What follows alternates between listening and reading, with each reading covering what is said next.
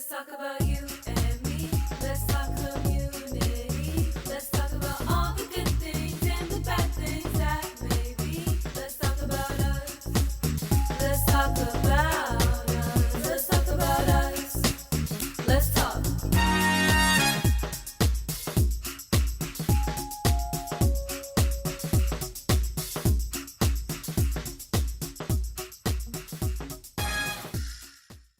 Oak Street Health.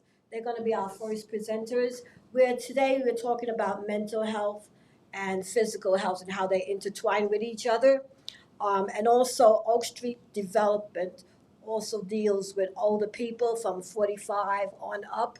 So that's sort of like in my ballpark, and a few other people that's sitting here in the audience. So a lot of people would like to know how they're working with the community on mental health issues as well as physical health. And we have to also, before I start, interview my co-host, the mayor of Sutton Boulevard, Mr. Glenn Greenwich, Felicia Davis, and Paul Barkley. And as you know, I'm Lady Pauline, and welcome to Let's Talk About It with me and you. Okay, Oak Street Health, where are you? Joshua, step up.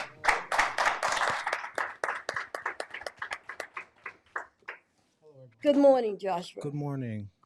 Am I using a microphone? Yeah. Okay. Good morning, everyone. Does it work?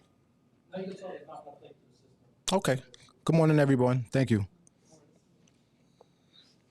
Yes, so I'm delighted to be here to speak about the amazing things that Oak Street Health is doing in our community. Specifically, when we're talking about mental health and physical health, this is a one-stop shop at Oak Street Health.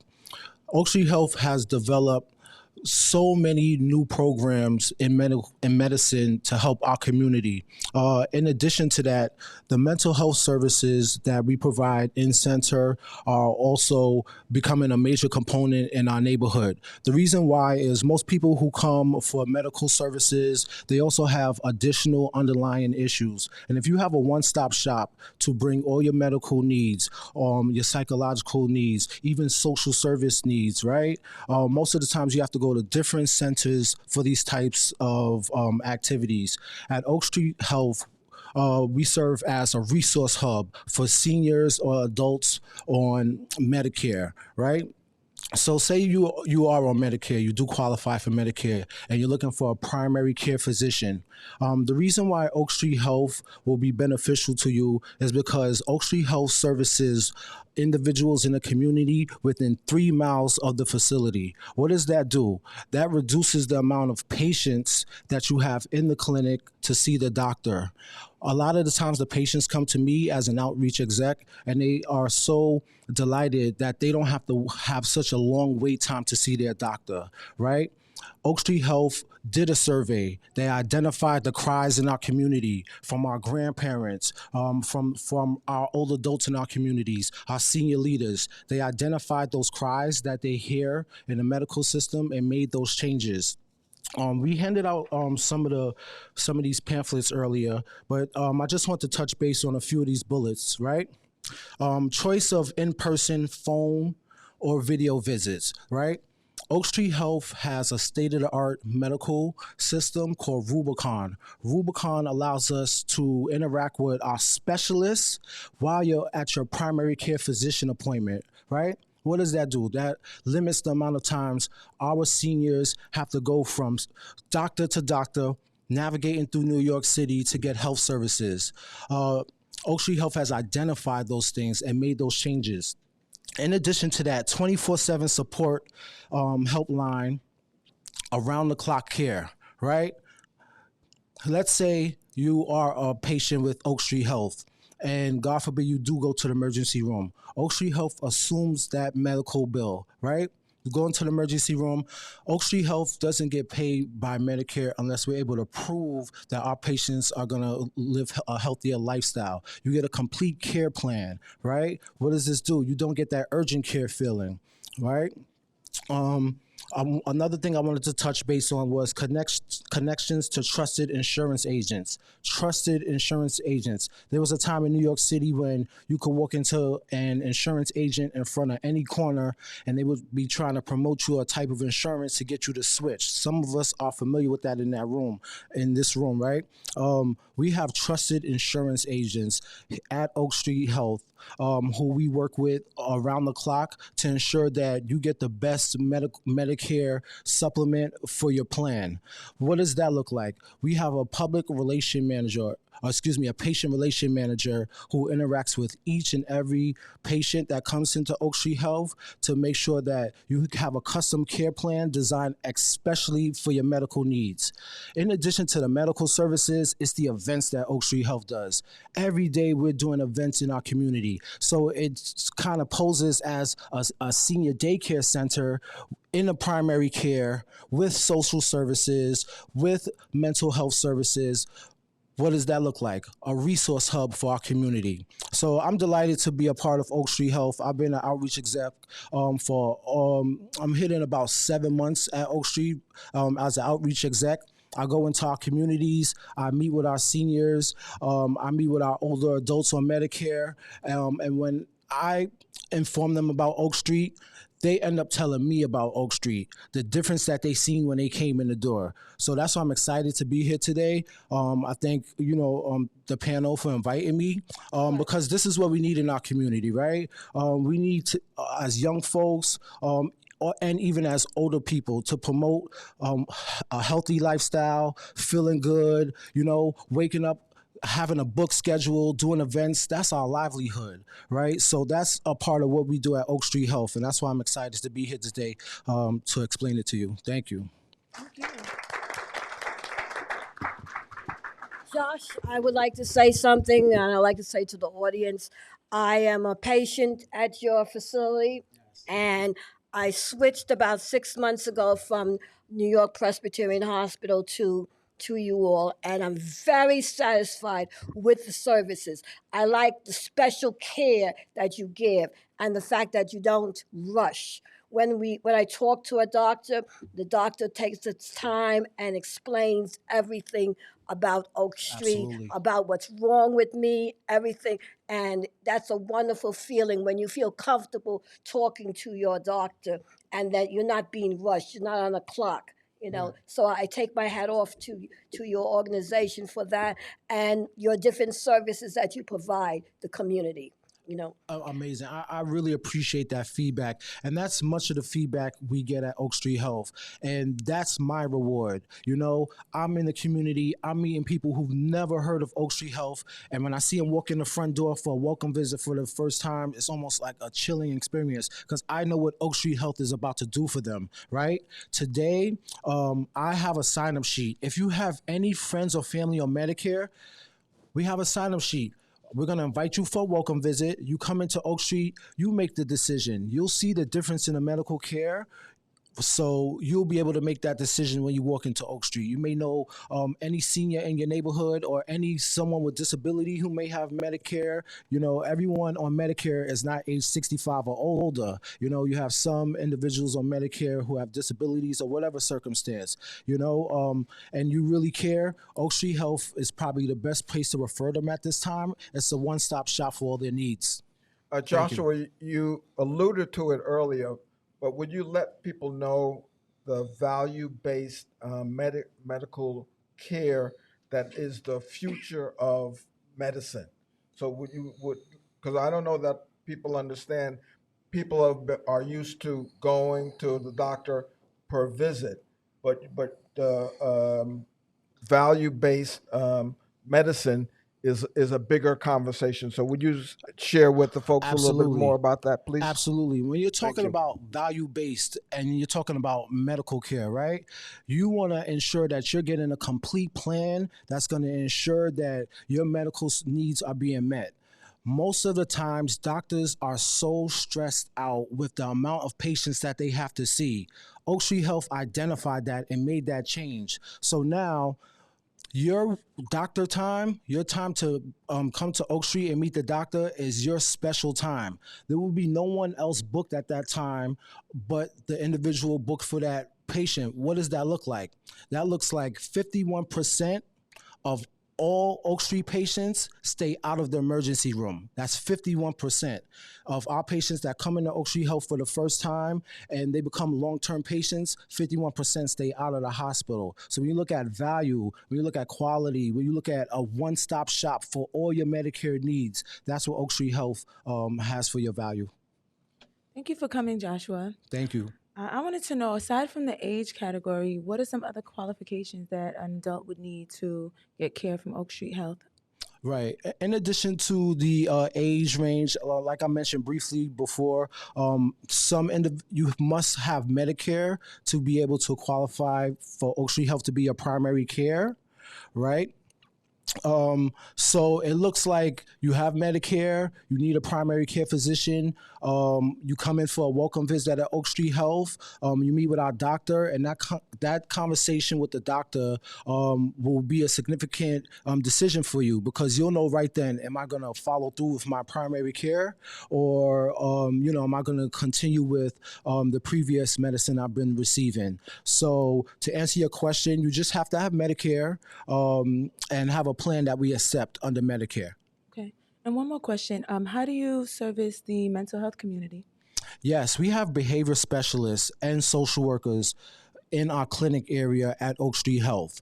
So, that may warrant during your welcome visit or during your doctor's visit, maybe the doctor may just make that reference like, hey, we have, social services right here on staff. A lot of people come into Oak Street Health are seniors, and it's saddening sometimes to hear some of the issues they're going through, like with rent arrears, social service issues, community issues, community affairs. They have all these things going on, and how do you live a healthy lifestyle with all these barriers going on? Sometimes you just need someone to talk to, right? I'm also, our outreach execs are also, we're accessible 24 hours. I have some outreach execs that I just wanted to highlight who are here today. Sebastian, he's an outreach exec. Sierra Caldwell in the back, who are outreach execs. And, we get calls constantly throughout the day from seniors we interact with, just want to know, which way to go, how to navigate through things. So you get a full support team. Joshua, one of the things also that I found very positive about your company is the fact that I was able to sit down with a social worker and talk about some of my issues that I've been having over the past few months, and took the time to really listen and assist me in different other areas that I realize that you all do is help with people with housing. If you're back with your rent, you're able to sit down with a case manager and talk with them. And so there's a lot of services that you all provide. And it's not just, your physical, but, like if you can't pay your bills and if you have no food to eat, then it's going to affect your mental life. So it all intertwines. Absolutely. So I'm very glad to see the agency within the community. As a matter of fact, you're just like 3 blocks away from where I live, and you actually come and pick me up and bring me back home. So I'm very, very satisfied with the services that you all render to the community. Right. And that's one thing. I'm so glad that you brought that up about transportation. Each of your appointments at Oak Street Health, we provide transportation to and from our clinic. Right. So that's another resource that Oak Street Health identified and made the change for our community. Thank you. Joshua, pleasure to have you today. Yes. Thank you. I have a question. Location. Are you only located in Queens, or are there other boroughs where they provide the same services to people who are on Medicare? Excellent question. We are currently in 4 boroughs, with the exception of, who could take a guess what borough? right. Y'all know that, right? So we're soon we'll be in Staten Island. We're actually Oak Street Health derived in Chicago. I think the longest clinic open in New York is maybe 5 years. Don't quote me on that, but it's pretty new to New York City. But yes, we have clinics in 4 boroughs at this time. Queens, we have our most our newest location is Parsons Boulevard, right next door, 8914 Parsons Boulevard. That's our newest location. We have locations Cambria Heights, Suffolk Boulevard, Brooklyn, Canarsie area, Washington Heights. So we're really expanding. Also, CVS just acquired Oak Street Health. So a lot of our campaigns do on a weekly basis. Yeah, I see a lot of eyes open up when I said that. CVS recently acquired Oak Street Health. So a lot of our campaigns that I do throughout the week, I'm campaigning at CVS in our community. So I hope I answered your question. Yes. Thank you. Yes, thank you. All right. I know you have one of your partners that wanted to come up and talk a little bit. Is she here? Sylvia? Yeah. Oh. Yeah. Hey. Hey, Sylvia. Yeah. Good morning, Sylvia. morning. How are you? Good, good. Thank you. I was just passing by my business card because I'm helping Joshua and his team right here. But I'm the outreach manager. I work at Canarsie location. So we have different locations for Oak Street. And if it's anything, if you guys need any help, like Joshua mentioned, we have different locations in New York. And also we have overall United States. We have over more than 25 centers. And we're expanding, more like this upcoming year. We are trying to do open up locations at Staten Island, New Jersey, Westchester, and it's this company is in business more than 10 years. Okay. So we are really want to give the best that we can. Talking about services, more to be like personalized. So the people can be able to come to our clinic and trust us. And besides that, we are selected by AARP. Yeah, I was just about to ask you So, that. How are you all connected with AARP? Yeah, so we are having a good relationship with them because that's one of the companies that we are selected by AARP. So whenever, let's say, like if whoever would like to come in and become a member and patient of Oak Street, we will be able to, they're going to have a membership as an AARP. So it doesn't really need to sign in or something or to have, sometimes they just pay like any like monthly payment. So in this case, when they become, like our patient, so automatic, they will come, like they will be able to be a member of AARP because Okay. we work with them. Yeah, but thank you. I'm the outreach manager that I just say, like, if you guys need any help, you can be able to contact Joshua. That's my team member. I have Sierra back there that she's helping me out. That's in Canarsie area. And the same way with Sebastian, that he works together with Joshua.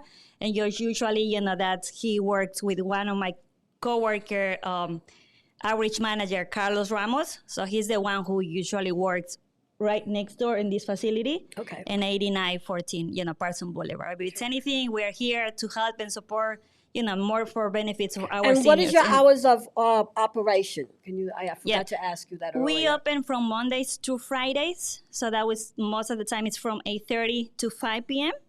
But then other than that, let's say like if you guys would like to set up appointments with insurance agents, with, our social worker. So all the time we just be really like, like in advance, we are really like set it up these appointments within these business hours, of course, for Monday to Friday. But thank you, for having us Thank you here for coming. and to give us, time to have, to speak and give this information to the community. And because usually, we really need that so people out there can be aware and have knowledge, what it's Oak Street about. Thank you so much. Thank you all for sponsoring everything today, Joshua and Sylvia. I really Thank you. would appreciate. Thank you very Thanks. much. Yes. Really quick, just in reference to sponsoring, that's another thing that I really want to highlight. A lot of us have church organizations, groups, luncheons that we want to sponsor. That's where you want to come into Oak Street Health. We're willing to sponsor those types of events. You might need refreshments, giveaways, things like that. Contact an outreach exec at Oak Street Health. We're willing to help you with that in your community. Okay. Thank you. Thank you. Thank you. Thank you.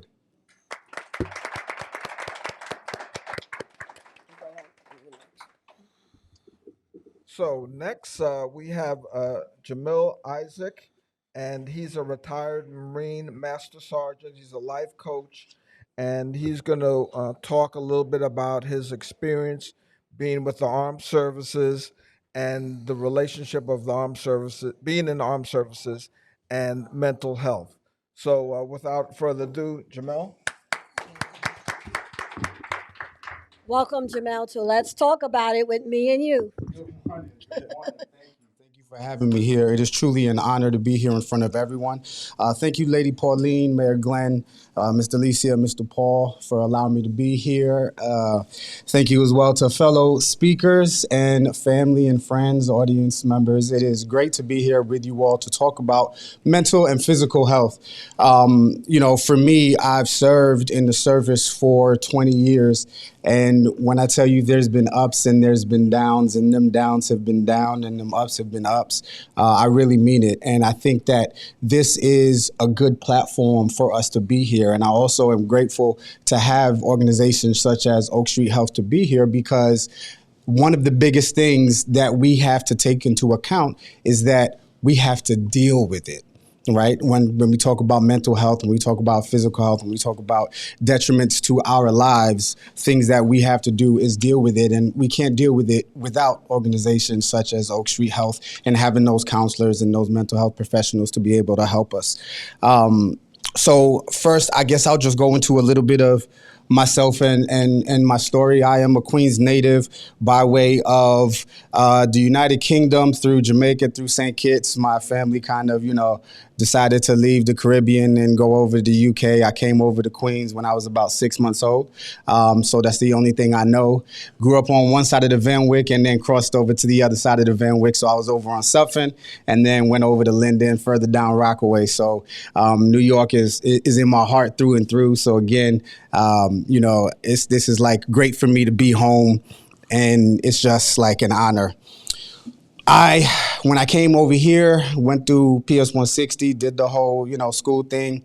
And about the age of 17, I graduated. I actually did school in the UK, but that's a whole nother story. I graduated and came back and was kind of working at a summer camp and did some administrative duties throughout the year. But I needed something else. I ran track. I was a track professional with my coach and mentor who is no longer with us, but he has taught me a lot. He was also a Vietnam vet. And because of him, in 2003 of March, I joined the Marine Corps. Joining the Marine Corps in 2003, obviously we all know what happened September 11th, 2001. And so it wasn't with the intent for me to go to combat, right? It wasn't with the intent of me, I'm going to Iraq or, it was just to do something else. I needed something different. I was growing up in Queens and, things weren't necessarily on the up and up, especially in the early 90s. And so I just needed something better. Or in 2000, so I needed something better, and so I decided to join the Marine Corps. 2004, I found myself deployed, and I found myself in combat. I was an electrician, and I was powering up a hospital close to Fallujah, and essentially I saw a lot of the aftermath of what came in. I served as an ambulance driver. I served essentially as a medic as well, and let me tell you, it wasn't nice. It wasn't pretty, but it was also life. And it was things that we all go through on a daily basis, not necessarily in combat, but depending on where we're from. I think I did mention and shared the story recently. The day before I joined the Marine Corps, I was sitting outside on my stoop, just taking everything in, and an altercation arose and an individual got shot. And so I kind of went back into the house and was just like, I made the right decision. 2 years later, I didn't think that I would find myself in a deployed environment. I didn't think that I would find myself there kind of seeing what I left, right? And so now I'm questioning myself. The one thing that I did not take into consideration is what toll this was taking on me in my mind, and what toll this was taking on me as an individual, and how it would impact my life later on down the line. Shortly after that, 6 years later, we say I found myself in Afghanistan. And now I was doing a different position. I was essentially logistics, and so was on every kind of convoy out to forward operating bases, combat posts, and taking logistical supplies to Marines that were forward. And it was many a night sleeping on top of ISOs, many a nights with, firefights erupting in the near distance, many a nights with, incoming rounds. And again, this is a story of about 7 months, 7, 8 months this happened. And it falls back down to not taking into consideration what this was doing and what kind of toll this was having on myself, right, and my mental health, because in 2003 it was not a thing, especially being of the Caribbean heritage. We don't talk about anything, right? That's why I'm glad that we're here to talk about it, right? Because we don't, and it's not uncommon. It is more common, and it's unfortunate because it is something that we all should be talking about and dealing with. And in 2010, again, it wasn't something that we were talking about. But with the military, suicides began to increase, especially with being at a nation at war. And so thankfully, leadership decided that there was something that they needed to do. And so with that, we have a behavioral health program that has been around. But again, because we don't talk about things, it wasn't really utilized. But now that was more publicized, that was something that individuals started to do. But if we think about that, whoever wants to be the first, if I say I need a volunteer, let me get somebody to put their hand up. Who's going to put their hand up, right? But yeah, okay, I got one. Okay, I like it, Joshua. I like it. But more often than not, we don't want to put our hands up because we don't want to be the one that's highlighted. We don't want to be the one that's first. And that really deals with the fear of the unknown. And it's that, okay, well, what am I volunteering for? Somebody hasn't told me, I'm not sure. I don't want to be the first. And so that behavioral health program wasn't necessarily frowned upon, but it also wasn't spoken about and pushed, right? And so you didn't want to go and seek mental health services because, oh, that's the Marine he's getting help. It was a bad thing. And then there was that stigma that you do not want to have on you. And so it wasn't something that was okay. And for me, not only was it not okay in my family and my culture and my heritage, but now it wasn't okay in the military because, come on, I'm from Queens. I'm not soft, not by any means necessary. I'm not. So I'm gonna make it work by any means necessary. I'm gonna make it work. So I could not be seen as soft. My journey as far as recovery didn't begin until about 5 years ago. That's after serving 15 years, after multiple combat deployments, and after just traveling around the world and serving, the military. I realized that I had an issue. I needed to do something to be better as a family man, as a father, as a brother, as a son, as an uncle. I just needed to do better because I was suffering. And I realized that my suffering not only was impacting me and affecting me, but it was affecting everybody else around me. Through just my trauma and what I've seen, I have a dual diagnosis which means I suffer from, or I deal with, because it's not suffering, right? I deal with mental health disorders and also substance use disorders, right? And so oftentimes the two are kind of coexist because we have to deal with them and we can't talk about them. So we turn to what makes us feel better, what mind-altering, mood-altering things can we do, which oftentimes is in the form of drugs and alcohol. And so once I realized for me that it was bigger than myself and that I have children and that I needed to be a better example for them, I stopped caring. And not necessarily caring about my health, but I stopped caring about what the world thought. I stopped caring about how I would be viewed or how I would be labeled. Because one thing that I realized is the world essentially isn't taking care of my family or taking care of me or paying my bills. It is me. And in order for me to do that and be successful, I need to seek some assistance. And so Let's Talk About It is great because that is one of the biggest things that we all need to do more.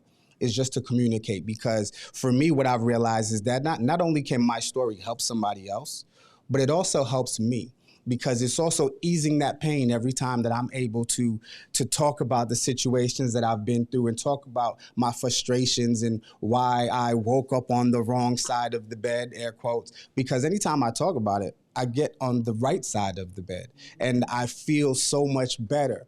And I also don't know what impact my story has had on one person, but my hope, and anywhere I go, anywhere I speak, any individual that I talk to, I only have one goal in life. And my one goal is for you to learn one thing. Because if you learn that one thing, then you can step into your day as a better individual and be able to maybe wake up that next morning a little bit better, a little bit stronger, and be able to deal a little more.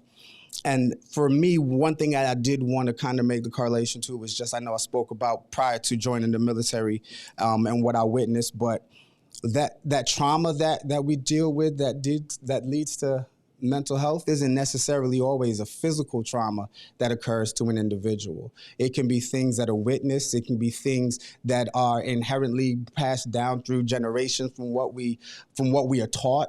It can be a cultural thing, but it's deeper than the physical. And I think in talking about it is how you realize, or you come to that realization of how to make yourself better, or how to start that process in healing. And when we talk about starting that process in healing, there are, I think, the 3 A's, but I'm gonna move it to the 4 A's, right? So the first thing for me was the awareness, is I had to be aware that there was an issue. I had to be aware that I needed to seek help. And in order to be aware, and in order to do that, I needed to have organizations such as Oak Street. I needed to have organizations such as Behavioral Health Program with Marine and Family Programs. I needed to have those counselors that was there that were able to give me the training and talk to me about, hey, this is what mental health is. Let's do a deep dive into yourself. And once I was aware, I had to accept that.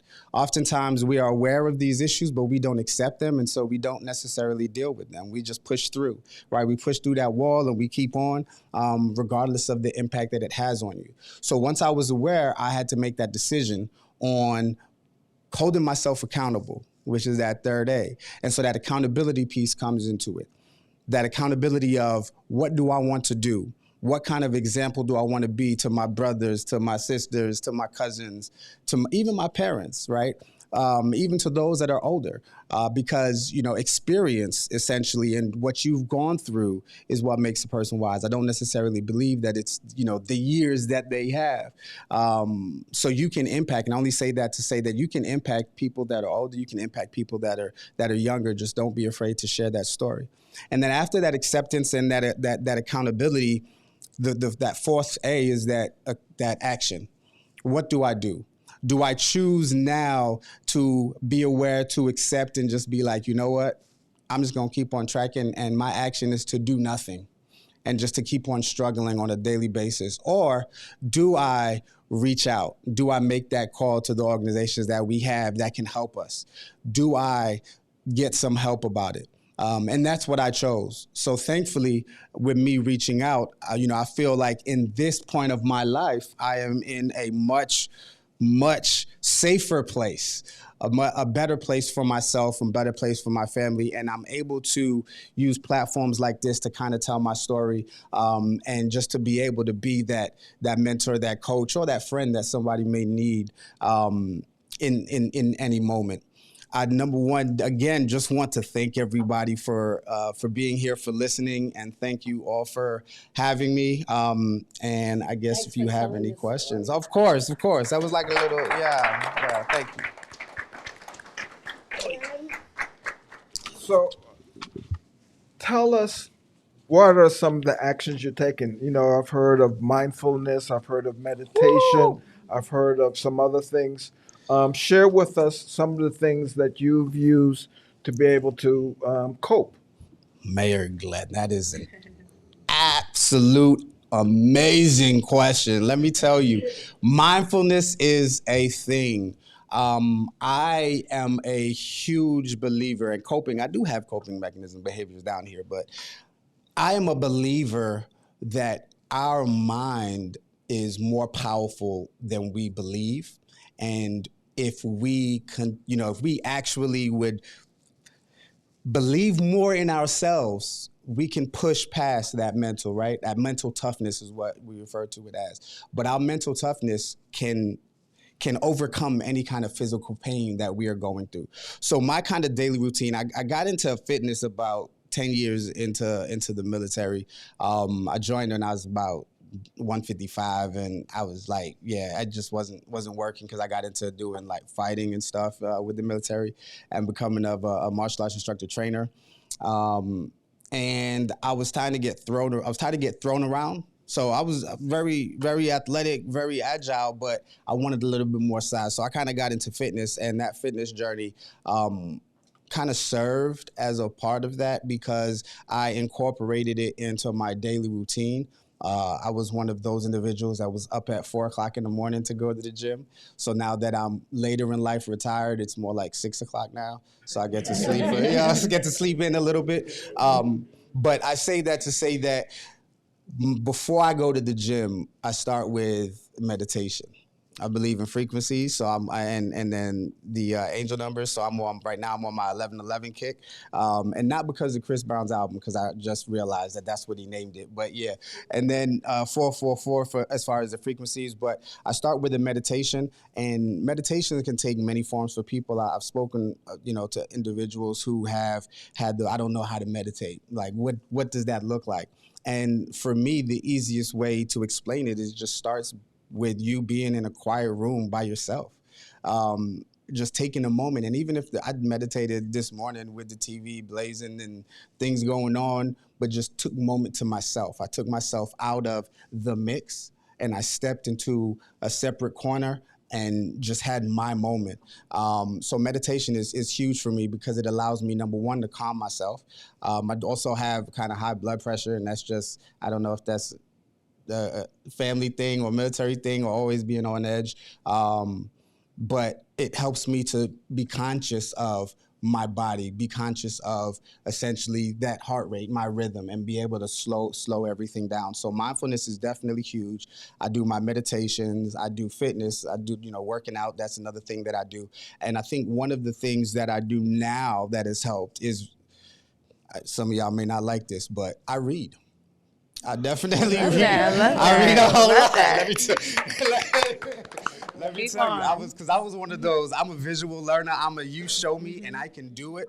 But I took up Atomic Habits was a book that I read last year that was really great. James Clear is really, really great book because it just helps you in identifying, some of the negative habits that you have, some of the habits that you have that you don't even know that you do. Even more than just the fingernail biting or when we think about habits, there's things that we do on a daily basis where you place the remote every day when you're turning off the TV, that's habitual, right? So Atomic Habits definitely good in building and changing and you wanting to change, but reading those self-help books, that has definitely helped me through my journey, and just acknowledging this. And then therapy, obviously doing therapy, because the one thing, if you don't talk about it, it all stays boiled in.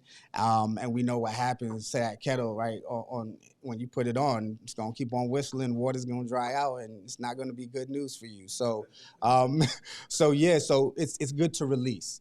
So definitely therapy and talking about it is huge for me. Amazing. So I, as an author and an I educator, love it. truly believe in your different methods of healing. So kudos to you. Thank you. So I have a question. You said that 5 years ago you sought out help. Was there a crisis or an incident that happened that led you to make that discovery? Great question. Was there a crisis or incident that occurred for me to seek help? There were multiple. I mean, okay. Oh man, I get to talk about it for real. Let's talk about it. Good question, Mr. Lesia. Thank you. So, the substance that I chose to misuse was alcohol. Obviously, Caribbean nature, not obviously, but Caribbean nature, Ray and nephews is like cousins of mine, so I used to drink a lot. It was a daily thing for me, and it actually wasn't a daily thing. It was more driven by just circumstance. So if I was having a good day, I could have a good day and be good. But then when I'm in that bad mood, I needed a mood altering kind of substance. And so I kind of leaned on that heavily. But that made me make some real bad decisions. I've put my career and my retirement on the line multiple times. Thankfully, I am 29 days away from successfully completing a 20-year, 9-month, and 20-day contract. So yeah, so I'm definitely counting down 29 days. That if I missed it, 29 days. If you guys didn't get it, 29 days. All right. But yeah, so I bring up alcohol because I was one of those individuals who referred to themselves as a high-functioning alcoholic, right? Meaning that I can drink as much as I wanted to drink and still continue to push, right? As we would say, and it wasn't an issue. And then I also was a big believer of things aren't a problem until they're a problem. And so for me, it became a problem. And so I started off with counseling and just say, I need to talk to somebody because hopefully if you can help me relieve some of this pain and some of this, whatever's going on in here that I don't know, maybe there's less that I have to go and drink later. You know what I mean? So for me, it started there. Obviously, you know, the relationships building with my kids and my spouse went down the wrong road completely, and that jeopardized everything there. And so I'm still trying to rebuild relationships right now with my children based off of just actions that I've taken. And I think for me, that's what has hurt the most. And that was where I was like, yeah, it was all good until it wasn't. And I mean, I'm not even gonna get into the stories of that because, you know, New Yorkers don't cry, so we ain't gonna do that. I do believe that book that you read, Atomic Habits, we read that. I read that recently as well, and I didn't realize how much of what we do are habitual. And I'm just curious to know, what did you take from that book? What habit did you change? Oh man, I think for me, awareness, because I think all my life, oh, not all my life, but since I've been, you know, trying to better myself, probably for the past 10 years, I've been trying to change habits and I've been trying to adjust, but it just hasn't worked. And so 5 years ago, you know, when I started this journey, and I started to actually change habits, that book, number one, for me served as just reinforcement that, hey, you are stepping in the right direction. And then obviously it just added more tools to my toolkit. But for me, it was more awareness because I was aware that there was a problem and I was aware that there are tools out there that can help me change them and that I was going along the right path. And yeah, so I just want to continue with that. Congrats. Thank you. I Doing great. appreciate it. Thank you very much. Jamil, Yes, Mr. Paul. pleasure for having you here today. I really enjoy, you know, what you're sharing. I've been in the social service field for many years. I have multiple licenses and certifications in substance abuse and mental health. And apparently, just like you, I'm not a firm believer in the functional addict. Can you talk just a little bit more about that? Okay, yes, I can. So the functional addict, the high functioning addict of those, it for me was still being able to produce and still being able to achieve while under the influence, right, of whatever substance that it was that you were using. And so it would be mornings of, all right, time to, you know, have a pick-me-upper, right? So you have your little morning drink and then you go to work. And you go to work and you perform at work, you get accolades, hey, you're doing a great job. And in your mind, or in my mind anyway, it was, if only you knew, right? But let me just continue to put, because you don't even know. And just while I'm on that, 9 times out of 10, they know, or somebody can tell that something's off, especially if you're around close people. So my family definitely knew, maybe not just random people that I would bump into throughout the day, but those that I was working closely with could definitely tell, because we've had conversations about that afterwards. But while you're going through it, you don't think that anybody knows, and you're doing your checks, all right, I'm good. You're looking at your eyes, you're using the eye drops, and you're like, all right, eyes aren't red, eyes aren't bloodshot. I'm still able to operate. But this is dangerous, because there are those individuals that operate, heavy equipment, operate machinery. And I hate to say it, but how do you get to work? We drive to work. And when you have that false mentality that I can function while I'm under the influence, or while my mood or my mind has been altered, it can be detrimental to not only you, not only others. Oftentimes, not oftentimes, but on a few occasions, I've had a couple of accidents. One, I was, air quotes, not drunk. I may have been drinking the night before, but I was good. I fell asleep. And I heard it, but I didn't really process it at the time. But I remember family members saying, man, glad you didn't kill anybody. And in my mind, I'm like, no, I fell asleep, and I just, but I didn't think of what it could have been. I didn't think of what could have happened until I started to work on myself, and until I started to better myself. So that high functioning, or that functional addict is that individual that believes that they can achieve even while they are under, a mind altering or mood altering substance. Hopefully that adds to it. All right. Well, you mentioned something. I just want to kind of come back to it. You talked about trauma, and you talked about generational, cultural, and maybe even family trauma. What have you noticed or learned about that trauma that's been passed down to you, that's contributing to your trauma that you're dealing with? That is a good one, Mayor Glenn, and I think my mom may be tuned into this, so I'm like, tread lightly on this question. I think for me,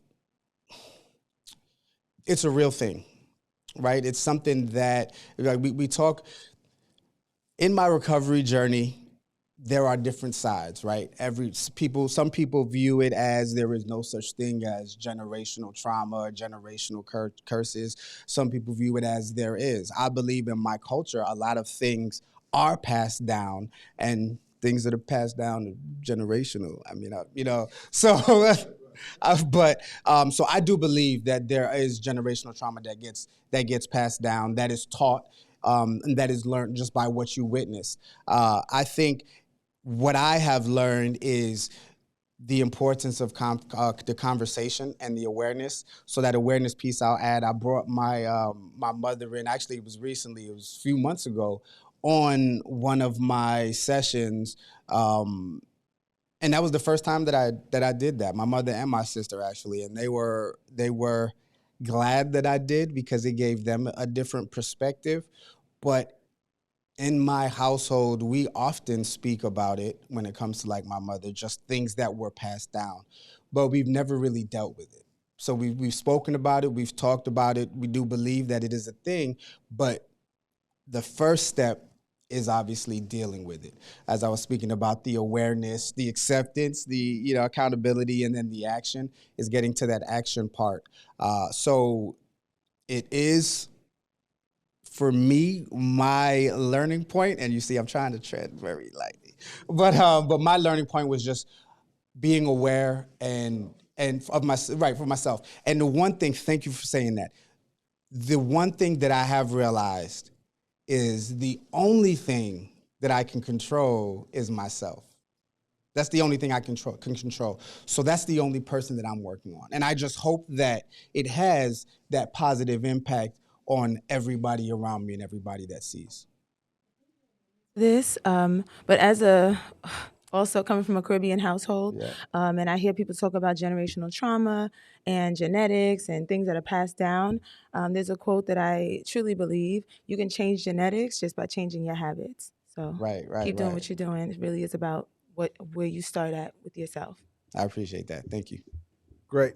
So, if people are looking to get a hold of you, how do they do that? Look, let me tell you. So I told you this journey is new for me. Thank you very much, Megan. So this journey is new for me, right? Well, not. I mean, it's new.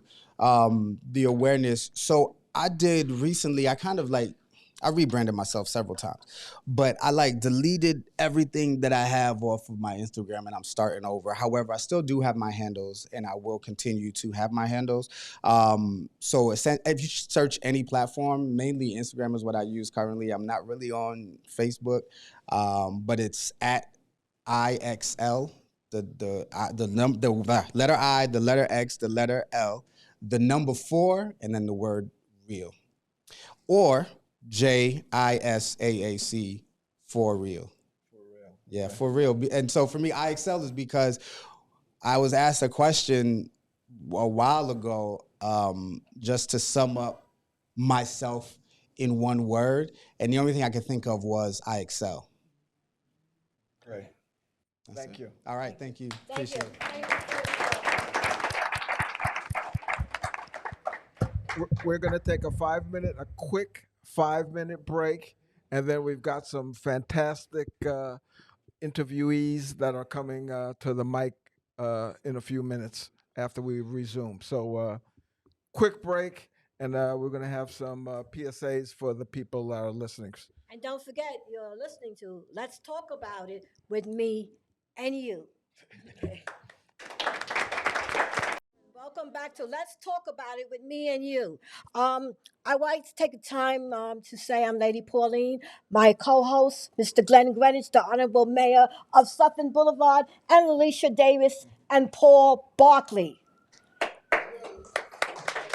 And I have a very distinguished gentleman in the audience. I want to say hi to Mr. Wayne Gilman from WBLS Radio's in the house here. Okay. Okay. All right. I hope you all are enjoying the program. So next up, we have Quentin Mezzatine, and he's going to be talking a little bit about his business, I Am Dad, and telling you a little bit about his story, because it involves mental health and mental and physical health along the way. So without any further ado, let's welcome up Quentin. Quentin. Hi, Quentin. Welcome to Let's Talk About It with me and you in the community. Thank you. And following Jamil, what an honor. Let's talk about it. Wow. Yeah. Well, I'm the founder of I Am Dad, but before I get into I Am Dad, I want to let you know about myself. I was born in Brooklyn, but I moved to Queens because my parents felt that was the good move back in the day. That's the upgrade to move to Queens from Brooklyn, where we live. It was.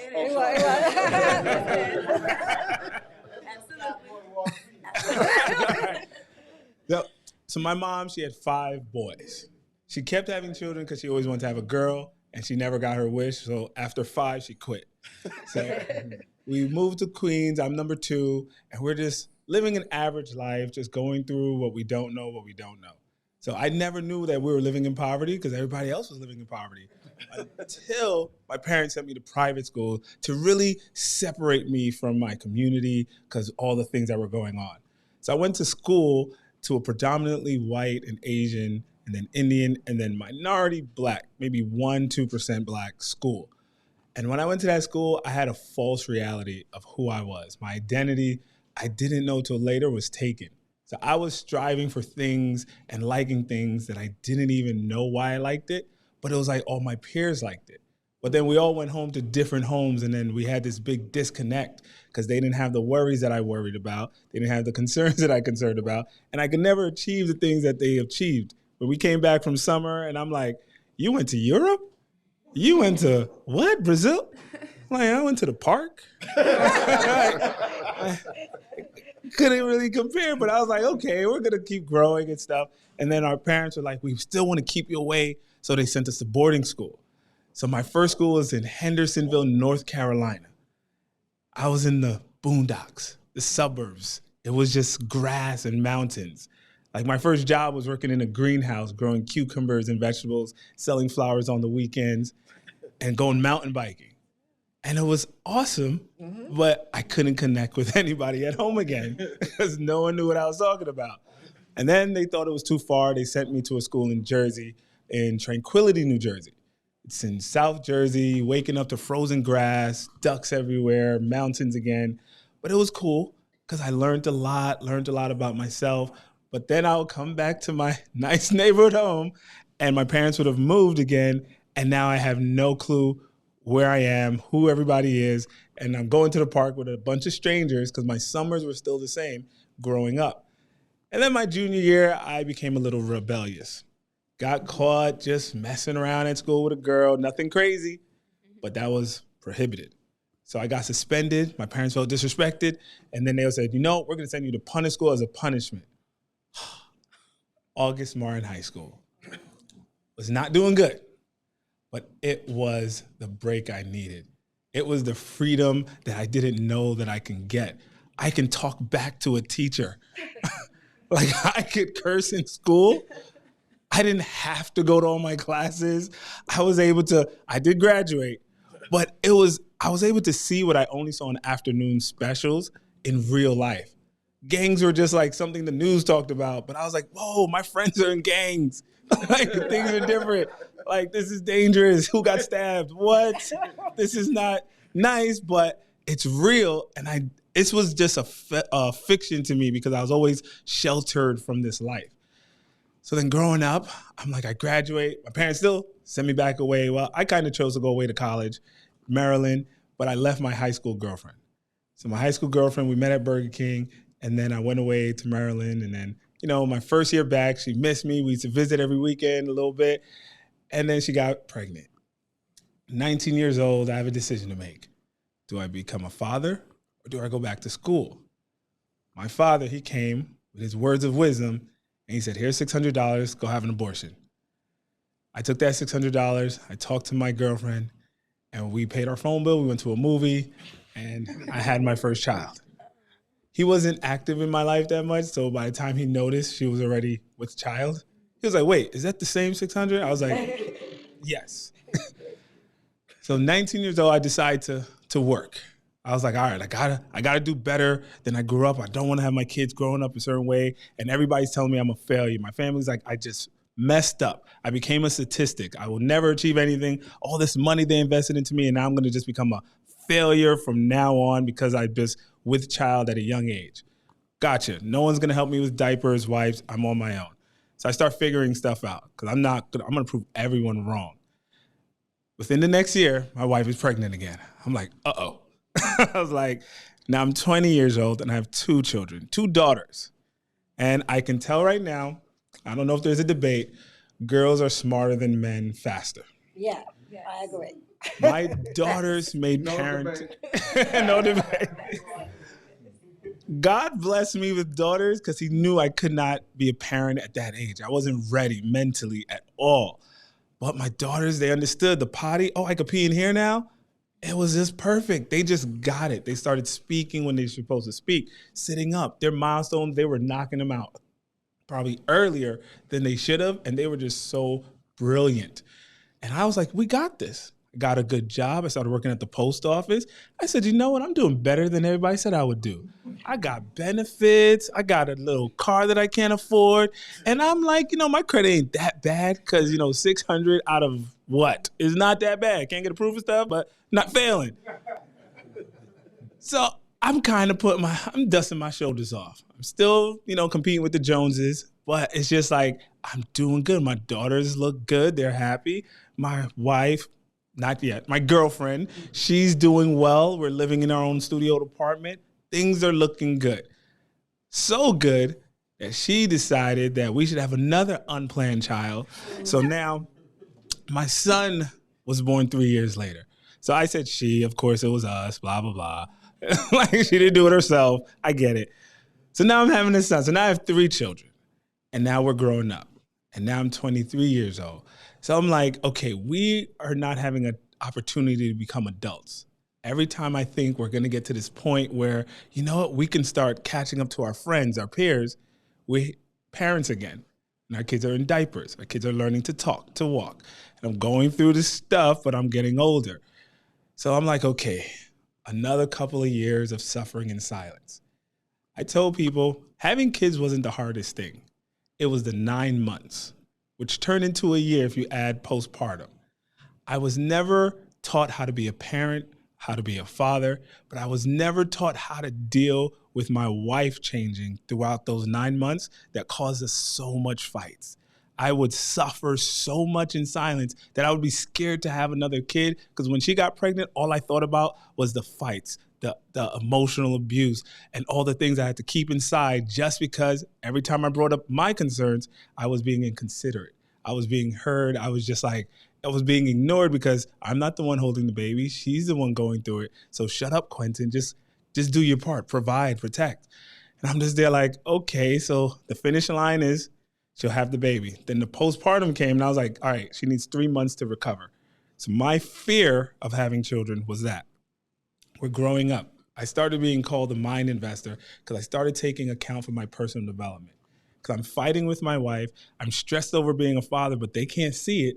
But I'm by myself, waking up at night, just looking at the wall, just thinking about myself in the car. And I'm just like, what am I missing? I'm so stressed. I'm at the post office. I'm working overtime. I'm coming home working full time. But I can't go to anybody. I didn't know who to talk to, didn't know who to go to. If I went to the wrong friend, he's like, man, just cheat on her. I'm like, is that gonna help? I'm like, it's not helping you, bro. I'm like, you paying child support at a young age. That's not cool. And then other people be like, yo, you should try this alternative drug. And then the one thing private school kind of kept me away from, they really throw it in your face not to do drugs for the other reasons. So when people marketed drugs to me, I told people, y'all just didn't sell it to me right because I was oversold in private school of like, if you just do this once, you're gonna be crazy. I was like, once? I can't even taste it? So I never did drugs, luckily. However, it was one thing that a lot of my peers were doing, the post office. And then they was like, don't worry, once you get hooked, you get to go to therapy and they pay you still. So I was like, that is not bad. But I never did it, but I didn't know where to vent. So every now and then I would find a YouTube video of somebody and I just started investing in books and mindsets because I could not control my wife, I could not control the kids, but I had to control myself. So my personal development became my tag, the Mind Investor, which I am online. And that just became me investing in my mind to be the gift for them by my own personal development. I couldn't go to my family, my friends, so I just went to strangers. Most of these strangers did not look like me. So I'm listening to Tony Robbins, Brandon Burchard, and they're good tools that they give, good strategies. But I couldn't really, Jim Rohn, they were great, but I couldn't really resonate with their story. You lived in a farm, you lived in San Diego. You're coming from a different likelihood than I'm experiencing in the way I'm growing up. And then I found Eric Thomas, Les Brown. And I'm like, I can relate with you. You're broke. You're struggling. You don't know what you're going to eat at night. You're getting divorced. Like, thank you for hearing me through your story, and I could hear myself. So as the Mind Investor, I started getting things on track. Became an entrepreneur, left the post office, started doing well at home. My kids are getting older. People are like, yo, you're doing pretty good. And I'm like, I think I got it. I think I'm making sense of all this. Everything is starting to align. The vibrations, everything. Friends are coming in, opportunities. And then my wife gets baby fever. I'm like, listen, we've been here before. No. We fight about it for a couple years, and I said, you know what? I'm probably shooting blanks. Let me give you a few months. We'll take out the IUD, and we'll try it. And if you don't get pregnant by this certain time, these 3 months, we're putting it back in. She got pregnant within that month. Wow. I was like, why wouldn't I be shooting blanks after 7 years? And I think that's just genetics or something like that, or working out, mindset. I don't know. However, Quintus was born, my 4th child and son, Quintus. So I have 2 girls, 2 boys. Now I'm like, okay, honey, you got to put it back in. We don't want anything else to happen. We're doing okay. And, we're going through this. Quintus came out healthy, full term. And she's like, okay. She missed her appointment. And then when she went back to do her appointment, because now we have our schedules, doctor said, you can't put it back in because you're pregnant.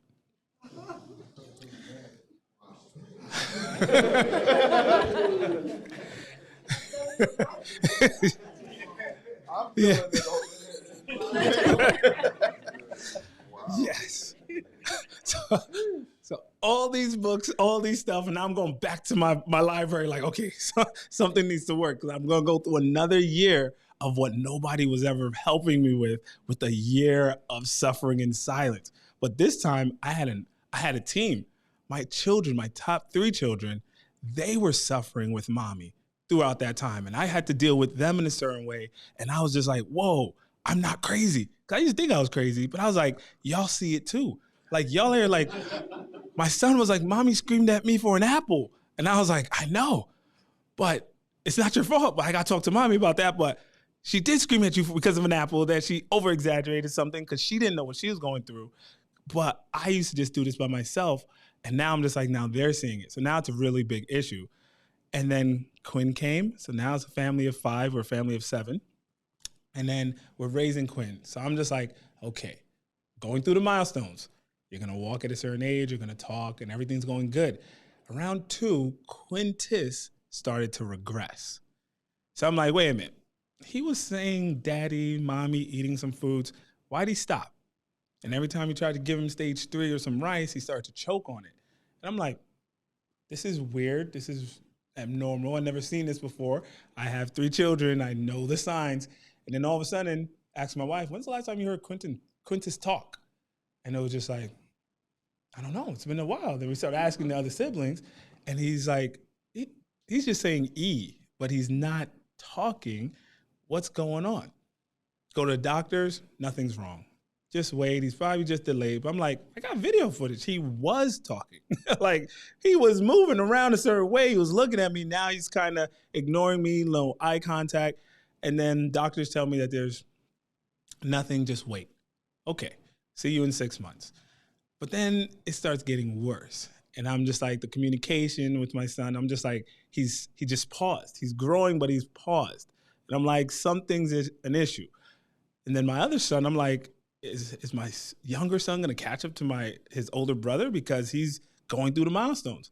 And then he hits it, and he starts to stop talking. He starts to regress. And I'm like, okay, wait a minute. Doctors, it's happening to now 2 of my children's. What's going on? You know what? Maybe keep them away from the TV a little bit. And there's nothing really wrong, but let's just keep monitoring and let us know. See you in 6 months. I'm like, okay. I'm getting a little frustrated now, because now I have to put my kids in daycare because I'm working, my wife's working. And then the daycare is like, hey, have you ever thought that your kids have autism? I'm like, autism? What is autism? That's something that maybe people deal with, but I've never heard about it, never came to my doorsteps. And then after being there, I started to look it up. Autism, the first thing that came up with the definition of autism was like lifelong is a word that stuck out to me, cognitive disabilities. Lifelong was underlined in the Google definition. I'm like, hold on. My kids do not have lifelong. I went through the year that I'm scared of, which is the 9 months and the 3 months. And the goal was the milestone and the finish line of my kids becoming independent. I've seen it happen 3 times. It's going to happen 5 times, because I started at 19 years old. I'm retiring at 50 with grown-up kids that don't need me. But now you just told me something, that the possibility that my kids will need me for the rest of my life, which cancels my retirement plans, my lifelong plans, my independent plans for you. I got mad just by the suggestion of autism. So I fought it. And this was just a person just telling me, hey, I think your son has some similarities. But I look it up on YouTube. And I'm looking like, my kid does what this kid does. My kid is lining up toys like this. My kid is making the same sound as this person. And I just did hours and hours of research on what autism traits look like. And then I started realizing, why are people telling me something that it could be, and the doctors tell me it's nothing? And then I found out all these You could call it conspiracies, but all these reasons that your child could become autistic. Because now I'm fighting it. Because I'm like, this is not in our family. We never had this. But when I brought up things to my doctor, he fought me and said, listen, everything you're telling me is all false. It's all crazy. It's all nonsense. And he didn't even want to have the conversation, but he said, he's like, I'm not going to stop anything that we're doing. I can't give you any reasons, but if you're not going to follow our ways, then you can't come back and see us. So he was like, I can't even give you a physical because I'm not going to see you if you're going to be bringing up all these other reasons that could have caused their delays and blah, blah, blah, trying to say, what if it is what you gave them? And then like, I'm not arguing that I'm not going to give them, but what if? Could you please explain to me why somebody else is saying it is?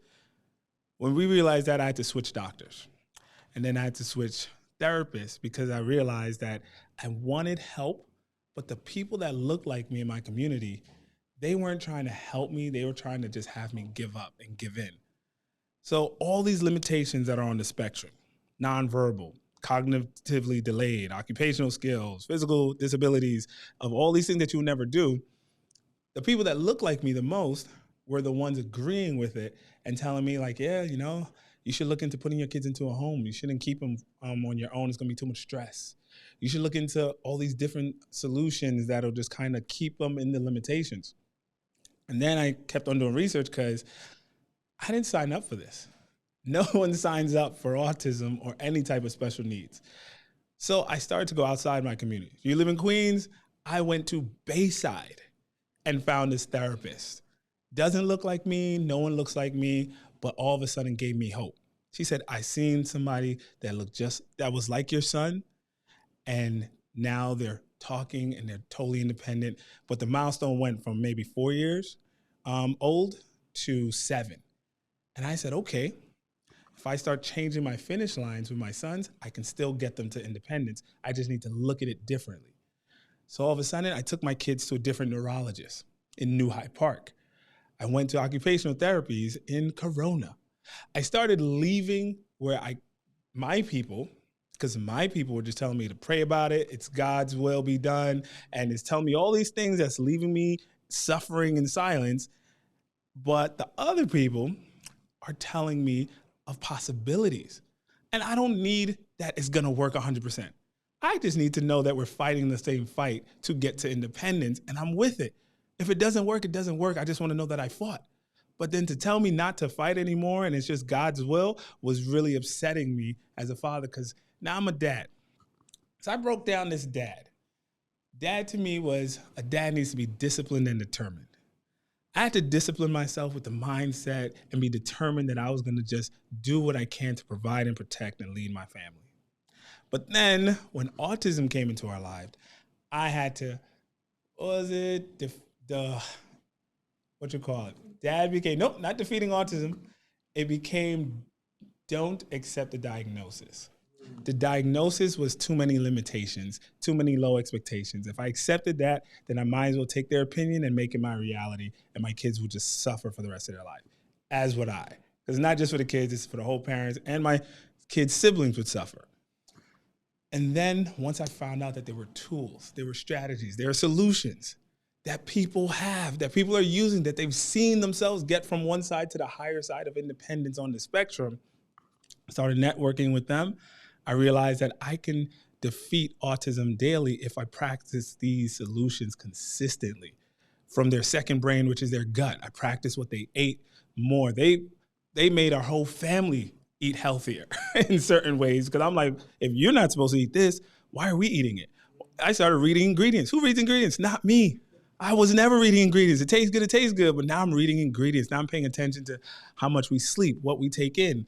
And I'm looking at all these other studies. My kids were taking CBD. That was the closest that got into our house. But my kids were taking CBD because there are over 100,000 cases of kids on the spectrum gaining cognitive abilities through CBD, the natural way, expensive, but natural.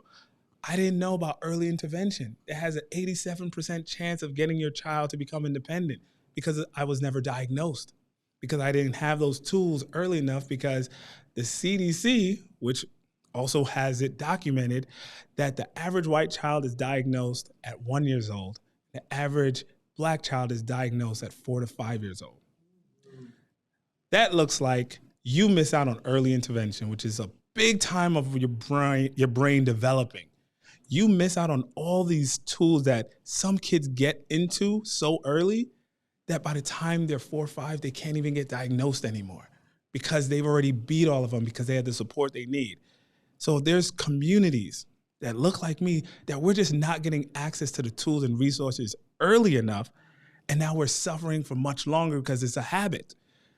So then autism and bad behavior becomes hard to tell the difference, but it's a big difference that a lot of people just blame autism. And it's like, nope, that's bad behavior, but you didn't know because it's a habit. I realized Social Security, disability is allowed to families who children have cognitive disabilities. But if you don't know how to go through that, then all of a sudden, let's just say that's $500 a month extra, that's $6,000 a year. For 3-4 years, that's $24,000. That you just missed out on.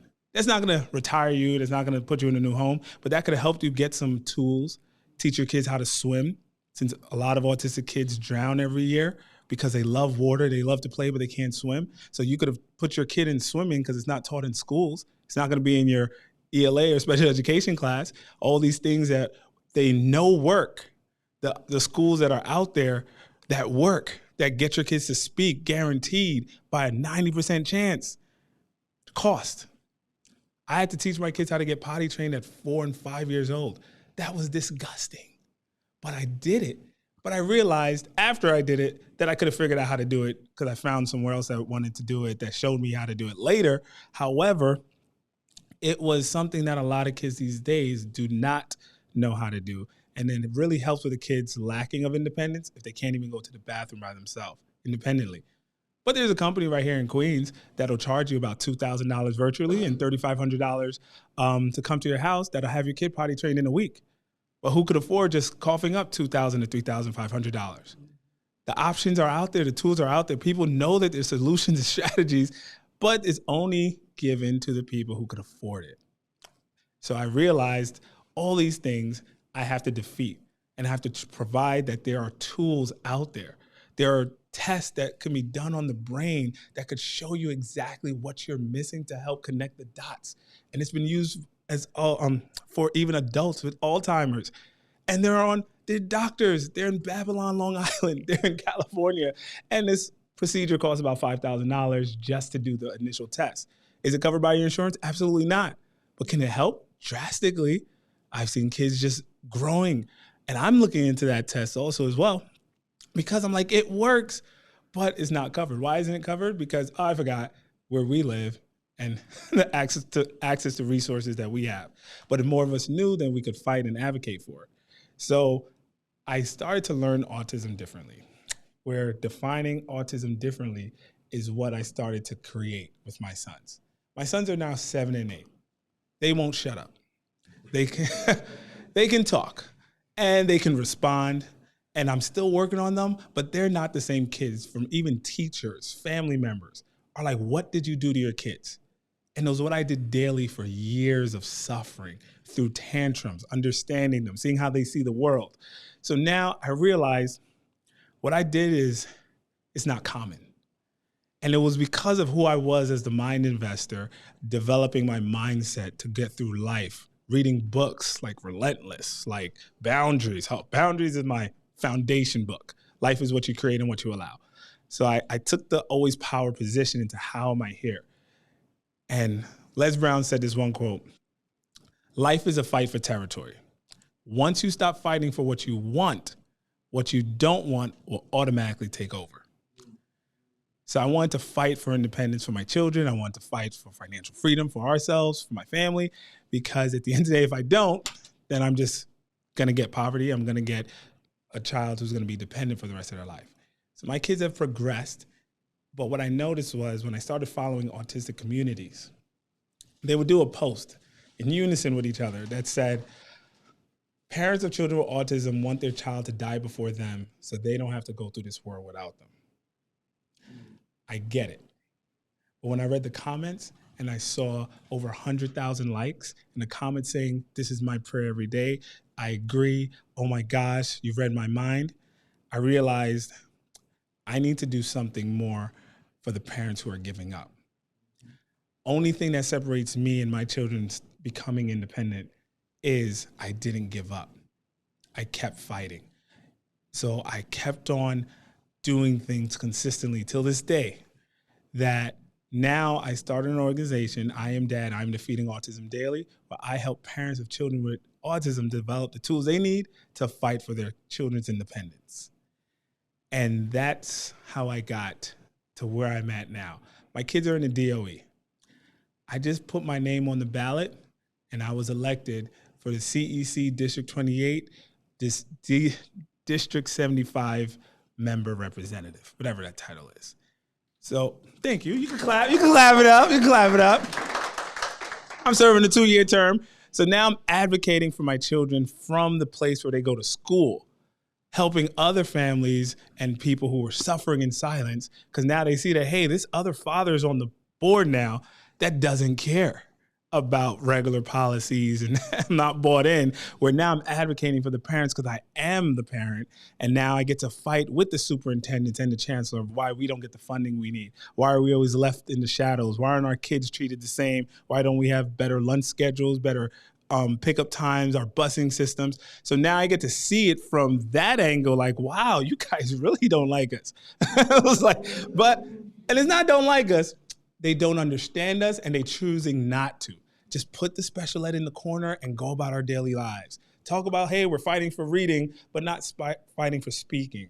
It's like there's no reason that kids should still be not using the bathroom in high school. But if nobody's even caring enough and they're not looking into solution, then we just deal with it, push them to the side and make them graduate and go into the system, which is another suffering. But who's suffering? Us parents. We're suffering because if we let the system do our kids the way they do them, and something happens, if they end up on the news, if they end up missing on the Citizen app, which is like every couple of days, it's like, whose fault is it? Yours. You take the liability, but you trusted the school and the system to help you, and they're going to still blame you and what you didn't do. So everything that I've done has been outside, but I bring it in, and I help other parents know what's there, so those who want to fight can fight. And now, what else? I've also partnered with the Office of Hate Crimes, which is through PATH, the Partners Against the Hate, through the mayor's office this year, because they even liked what I was doing, because this led me from I Am Dad to realize what I was really scared of: ableism. Ableism is the discrimination that people with disabilities are less than. And that is what the hidden fear is. We don't want our kids to be bullied, but they're 4 times more likely to be bullied. And then you see what happens in the streets. On the train, there was a child that was abused, and it was just because of his disability that other people picked on him. Nobody wants that. So now I'm advocating, I do workshops raising awareness of what ableism is and how we can all learn what it is, but also learn how to stop it from our workplace, from environments, so we can actually help support the other parents that are worried about it, but they're not talking about ableism. They're just talking about, like, I hope my kid could get through elementary and junior high school. It's safe in elementary. No one's worried about anything. High school, real life, 18 years old, that's when you really start to worry. So all of this is just a smoke screen of what's to come. So I help parents on what's to come, how to protect themselves legally, get a lawyer, become the proxy guardian, because when that child turns 18, if you don't do your right steps, you can't say nothing, and he's suffering by himself. You know, cops could do what they want to do. So I just decided to be a father and advocate for my children in so many ways, while still being a father to my other kids. Still on the SLT, PTA, my 2 girls are in college right now, and I'm still being that hat because they need me, but we're all on the battle because they need us. And that's kind of my story. Thank you. Quentin, I love your story. Tell me one question. How did your other children relate to the fact that your other 2 had autism? How did they relate? What was the problem? Thank you so much for that question. That took me down another rabbit hole. I noticed when I was suffering through silence that my kids did not know how to suffer. They didn't know how to respond or react to their brothers. I also noticed talking to other siblings at older ages that had siblings on the spectrum or special needs, they actually, and this is because this is all different communities, they build a hate for their parents and they build a hate for their siblings. They know that this is their sibling and they're suffering, but you just took mommy and daddy away from them.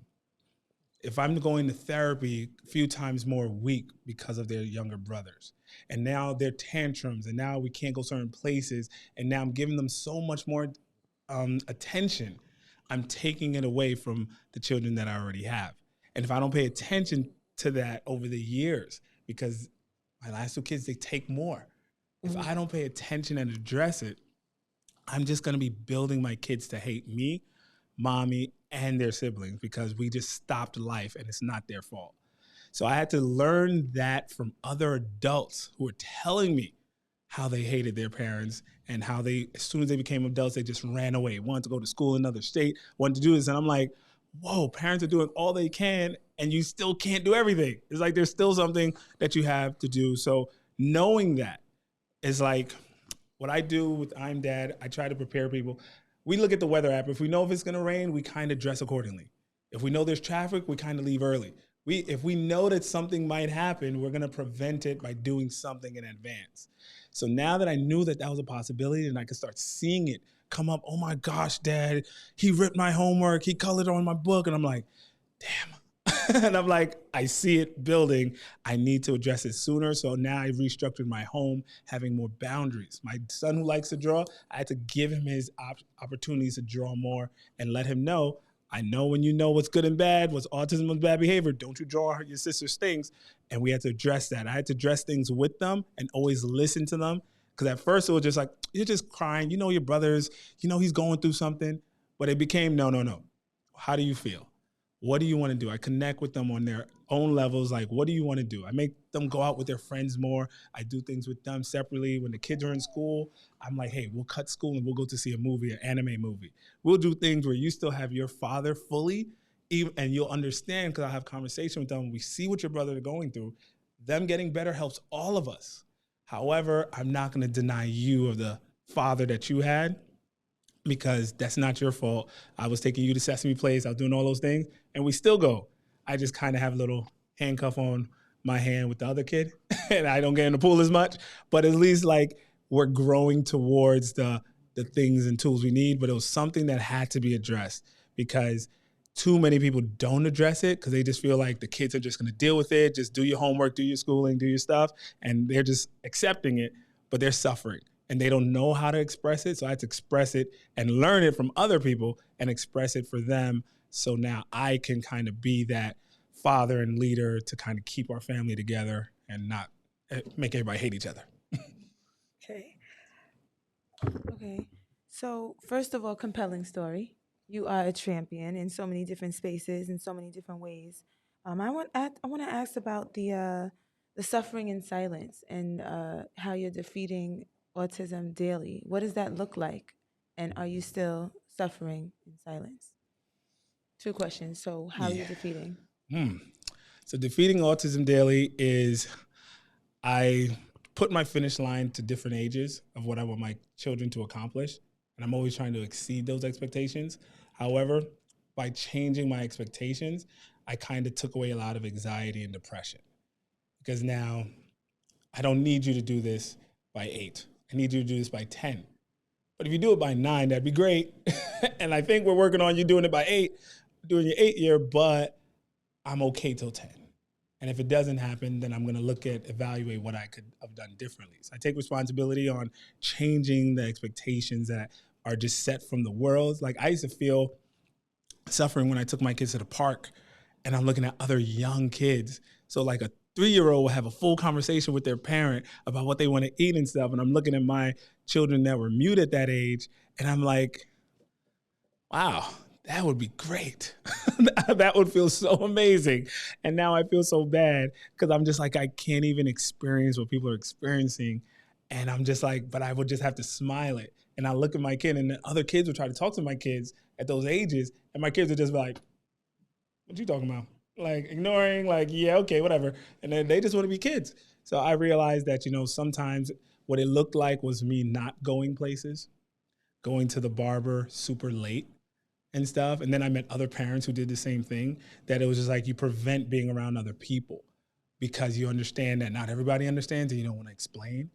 But then I started realizing that I can't do this forever. So I started going back to the barber consistently more. I bought my own clippers because I'm like, you don't like the sound, but why don't you like it? You like to look nice. You like to do this. So it took from holding them in the hands and going through all these struggles to now independently they get haircuts.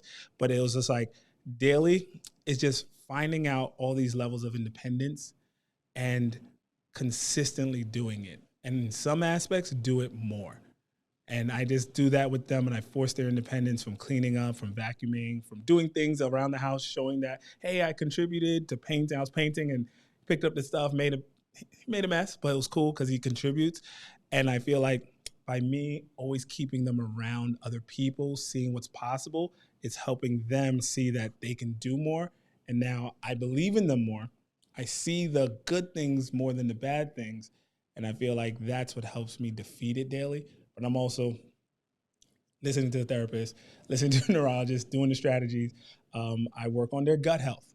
My kids are taking their vitamins every day, noon, night. They're really focusing on their cognitive abilities, myself as well. I got it. As we get older as men, we lose a lot of stuff. And if we're not taking our vitamin D, we live in low vitamin D deficiency. There's just certain stuff. You can talk to your doctor. I'm not a doctor. But I do invest a lot into my health when it comes to what I'm missing and what I need. Testosterone decreases at certain ages, but that helps with a lot of the things that we need. So if you're not doing exercising with your legs and stuff, you need to, do something else. But I work out. I take care of my mindset a lot. I have a lot of friends that I try to escape with, just nights and days. And I do a lot of things for myself personally so I could always come back and recharge. But it's all of us doing things consistently and talking about it and just, I guess, being more vulnerable, opening up more. But that's kind of how I take care of myself and them. Do you still feel that you're suffering in any way or suffering in silence? Or maybe you're way more vocal now, so is there still a suffering? Yeah. Like I'm not Superman yet. Like I've done a lot, but then there's still sometimes that I'll feel something and I'm like, really? We're going back? So it'll be like on their development a lot. I'll be like, really? We passed this. And I'm like, but I know it's there. And then it's just like, no matter what you do, it's like you always have that little voice talking about like, is this really going to work? Like, are you really just, fighting something for no reason? Or are you like, when I'm going against doctors and therapists, my wife's like, what? He's a medical professional. And I'm like, I know, but I can't accept it. I gotta fight it, and I gotta find another one to combat his diagnosis or combat his limitation. And then when I find somebody, I feel better. But it's something that I feel like it's like my parents were very devoted Christians, but they always need to go to church to refuel. I continually refuel because it's gonna be burnouts. It was like my son had a tantrum the other day when I was gone, and they're FaceTiming me so I could like tell him, I'm coming home, you gotta stop it. And it was like, I asked my son, because he was like, Dad, he was fighting me and this and that, and it was all for nothing. But I was just like, I was like, Dad, he always does this. I said, when's the last time he had a tantrum like this? They said, like 2021. I said, this used to be every other day. And now you just told me 2 years, Quentin Jr., my first son, relax. I said, we'll see what triggered this. We'll see what happened, what we could adjust. Let's evaluate what really went on here so we could prevent it. But that's 2 years, Lil. Like, come on. Like, we did something that we didn't have a tantrum like this for 2 years. We're on a winning, like, we're progressing, we're winning. And when he thought about it, reframed it, was like, well, I guess if you put it like that, but he's bigger and stronger now, so it was more of a fight for him. But it was just like, suffering in silence, yeah, I think pain is what kind of pushes me more. And the pain sometimes I just think about, I can suffer and maybe get out of it faster than somebody else. So I kind of just help other fathers, other parents, just like that are suffering and holding on to it, just get out of it faster. Because you're not going to it's not going to be raindrops and Skittles. We're going to suffer. But use that. Actually, just a few words of encouragement. I feel like you know, not every kid, I'm a single mother, not every kid has a diagnosis, but I do believe every kid has special needs.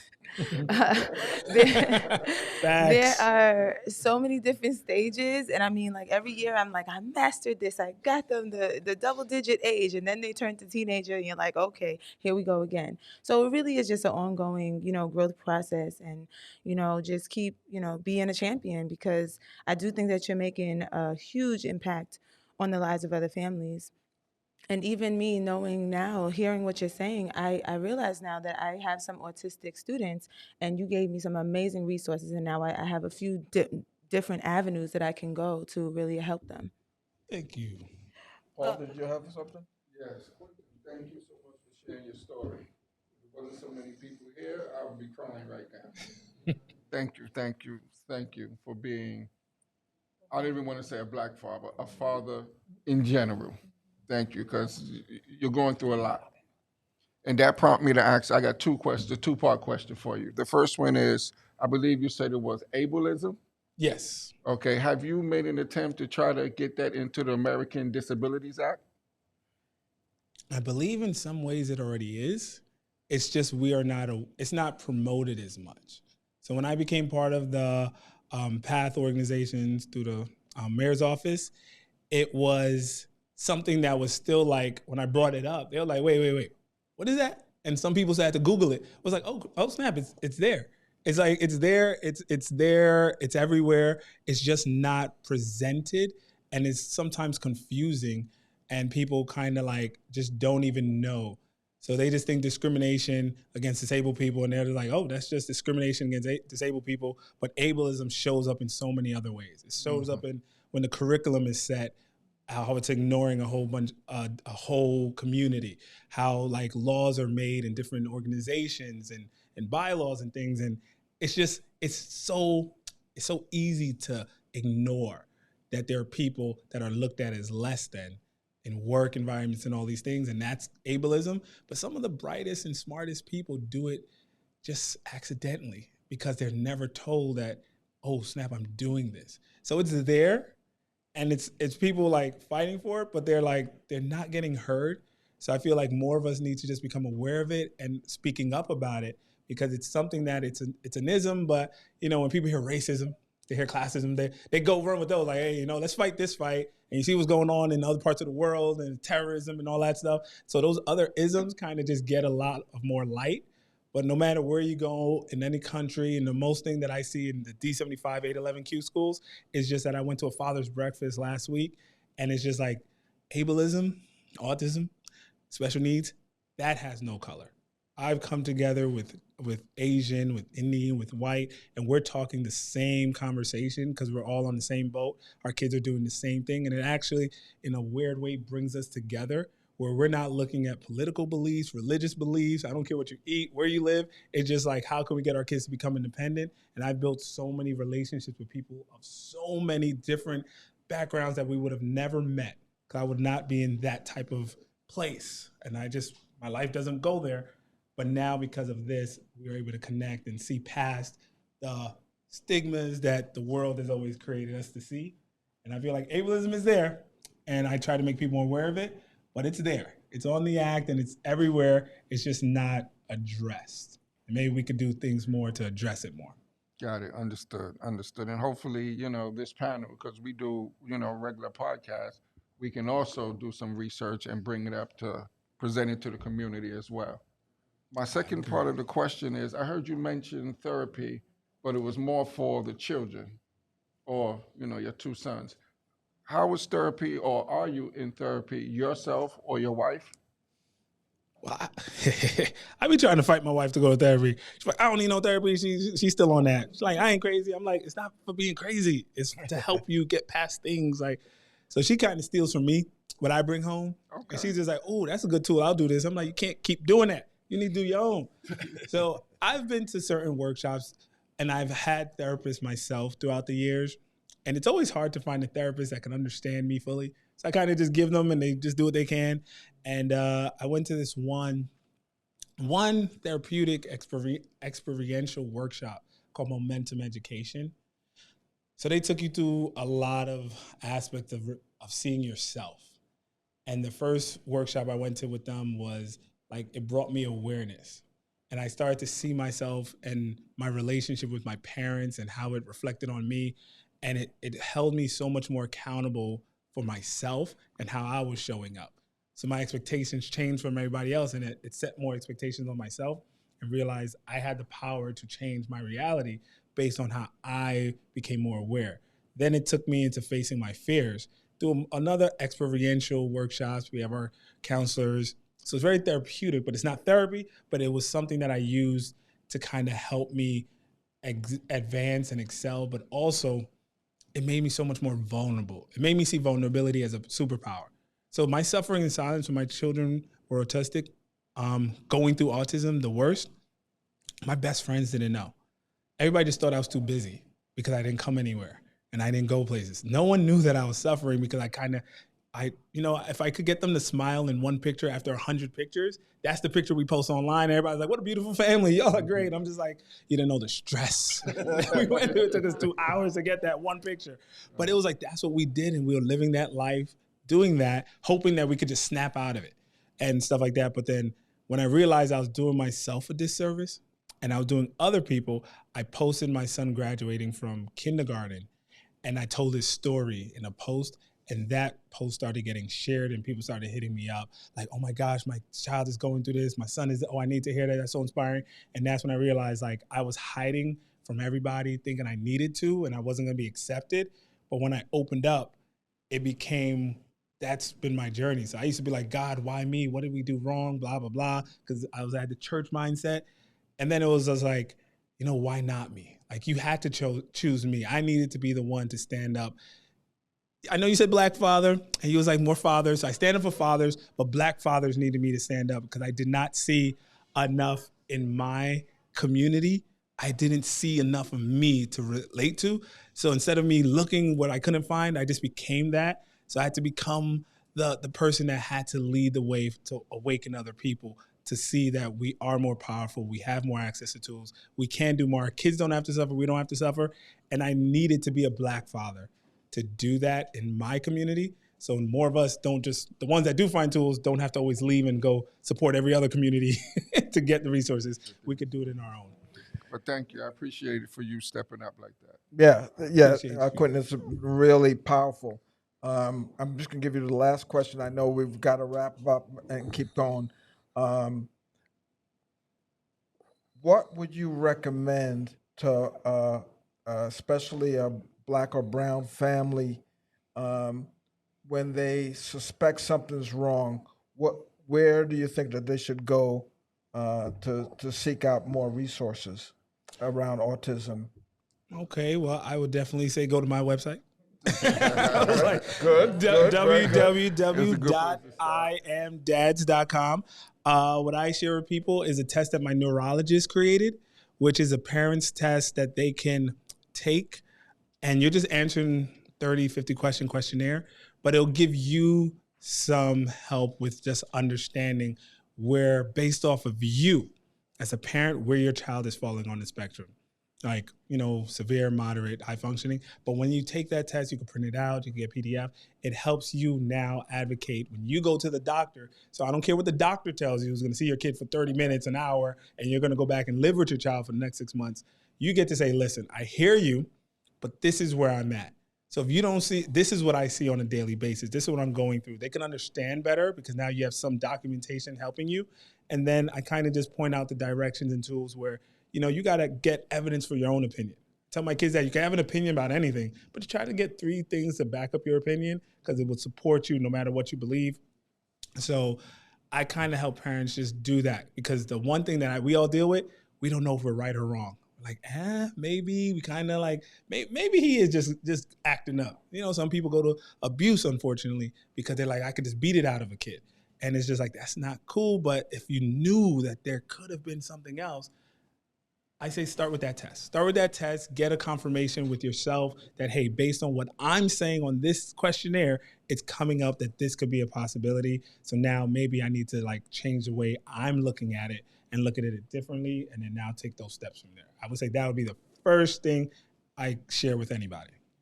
That's so great. So thank you so much. Thank you. Thank you. You Thank know, you, thank one of the things that I hear consistently with all the guests today is being responsible and accountable. And especially with the autism, you're now being accountable and responsible for the entire family, not just yourself in some other situations. So thank you for being a demonstration of that. Thank you for um, the learning that you provide in your sharing is so very, very powerful. And we're definitely going to have you back to talk a little bit more because there's so many aspects of this autism that I think people are not aware of and not don't know what to do with. And so you provided a huge vacuum of information that we now can have some reference points. So thank you so much, Quentin. Thank you. Appreciate it. Thank you. Audience, you're listening to Let's Talk About It with me and you and the community. We're going to continue. Yes, next up we have Mr. Michael Larkin. He's a representative from the Regal Park outpatient program, and he's going to talk a little bit about that program. Welcome, Welcome, Mike. Michael.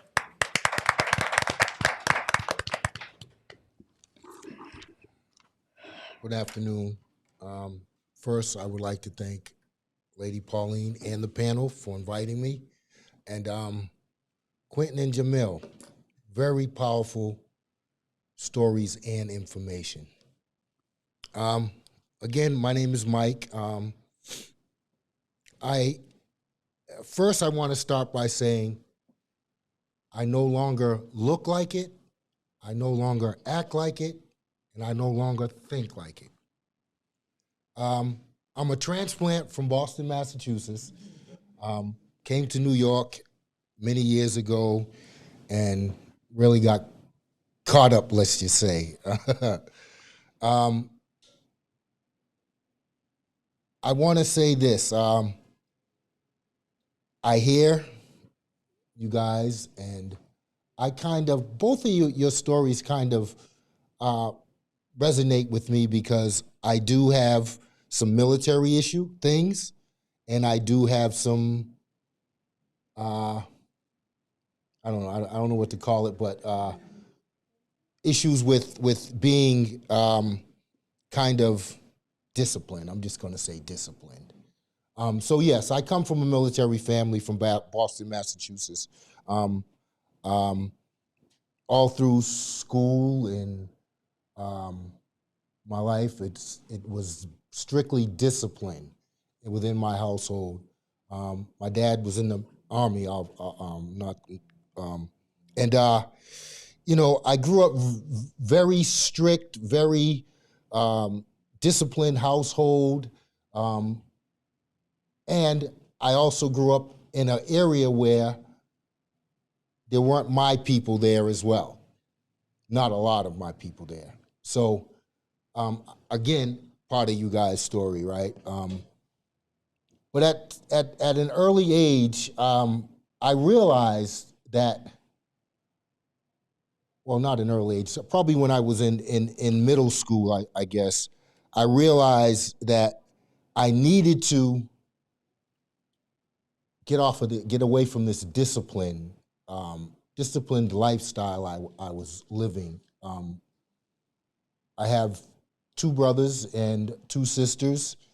I was the baby, but again, that matters sometimes. In high school, I started cutting up in high school and got involved with the wrong crowds because I wanted to be like them, because where I was at wasn't like them. So I got in trouble, a lot of trouble, eventually getting kicked out of school. In middle school, got kicked out of middle school. I don't know how New York is, but middle school in Boston was from 6th grade to 8th grade. So same, okay. Yeah, so I got expelled actually from school, fighting, cutting classes, doing all kinds of crazy stuff in school. So my dad, military, you're not going to stay in this household if you're not going to school or working. What did I say? Okay. I left the house and went to the streets.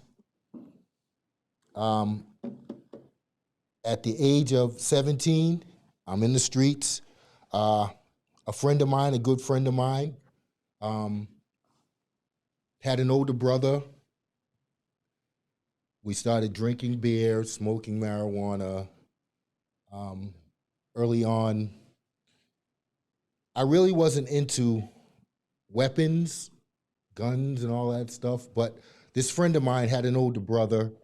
We were sitting in his basement, drinking and smoking weed, and the older brother comes downstairs, and he has this gun in his hand. Now, I've never really touched a gun up to that time or anything like that. And somehow, still don't know, but somehow, there was a bunch of us. Somehow, someone cocked the gun. The brother, the older brother, came back downstairs, grabbed the gun, and just started pointing, and then shot his brother, my buddy, my friend named Mankey. Shot him. First time, traumatic for me. First time I've ever seen, obviously seen anything like that. So it was very traumatic for me in terms of, that was my friend. That was his brother. And, from then on, I don't think I was the same. Something changed in me. And I didn't know at that time, that there was a change going on. But something changed in me. I became more rebellious. I became more criminal-minded. I just went berserk, I just say. Ended up going to prison quite a few times in Boston, quite a few times for selling drugs, possession of weapons, a lot of little things back then. I was sentenced to 2.5 years in Deer Island House of Correction in Massachusetts. You guys might laugh, but so in 1985, I stole Larry Bird's Corvette. Big story in Boston. If you look it up, you'll see it. I stole Larry Bird's Corvette, had a big car chase on the highway, eventually got caught and sentenced to 2.5 years in Deer Island House of Correction. Big story. I thought I was the man now. It's a big story. I do my time, I get out. Again, something's changed in me. I'm not the same. My thinking has changed. My attitude towards things have changed. I get a bright idea. I said, you know what? I'm going to leave Boston and I'm going to New York. Big city of dreams. Change some things. So I actually moved to Buffalo, New York. I moved to Buffalo, New York and decided, you know what? Let me just sell some drugs. And I did that for a while. Again, still playing with guns, still different criminal mindset and all of that. And in September 19th, 1993, I got caught with a lot of drugs and was sentenced to 15 years to life in prison. At that point, I knew something needs to be done in terms of me changing something. The crazy thing about this, so remember in the beginning I said I no longer look like it, act like it, or think like it. while I was in prison for these 15 years, I kept getting thoughts or something kept saying, Mike, what are you going to do differently when you get out of prison? So for a long time, 8 years, I just kept hearing that, and still couldn't come up with an answer.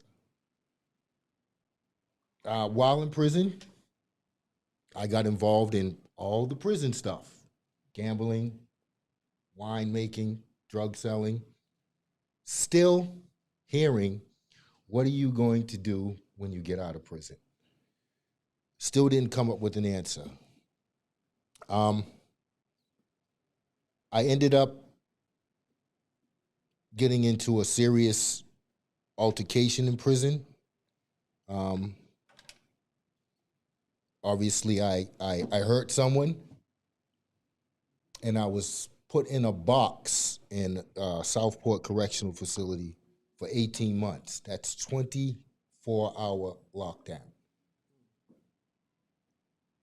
That's when something, again, clicked. Like, bro, what are you doing? Now, for those that may know, I was sentenced under that Rockefeller drug law.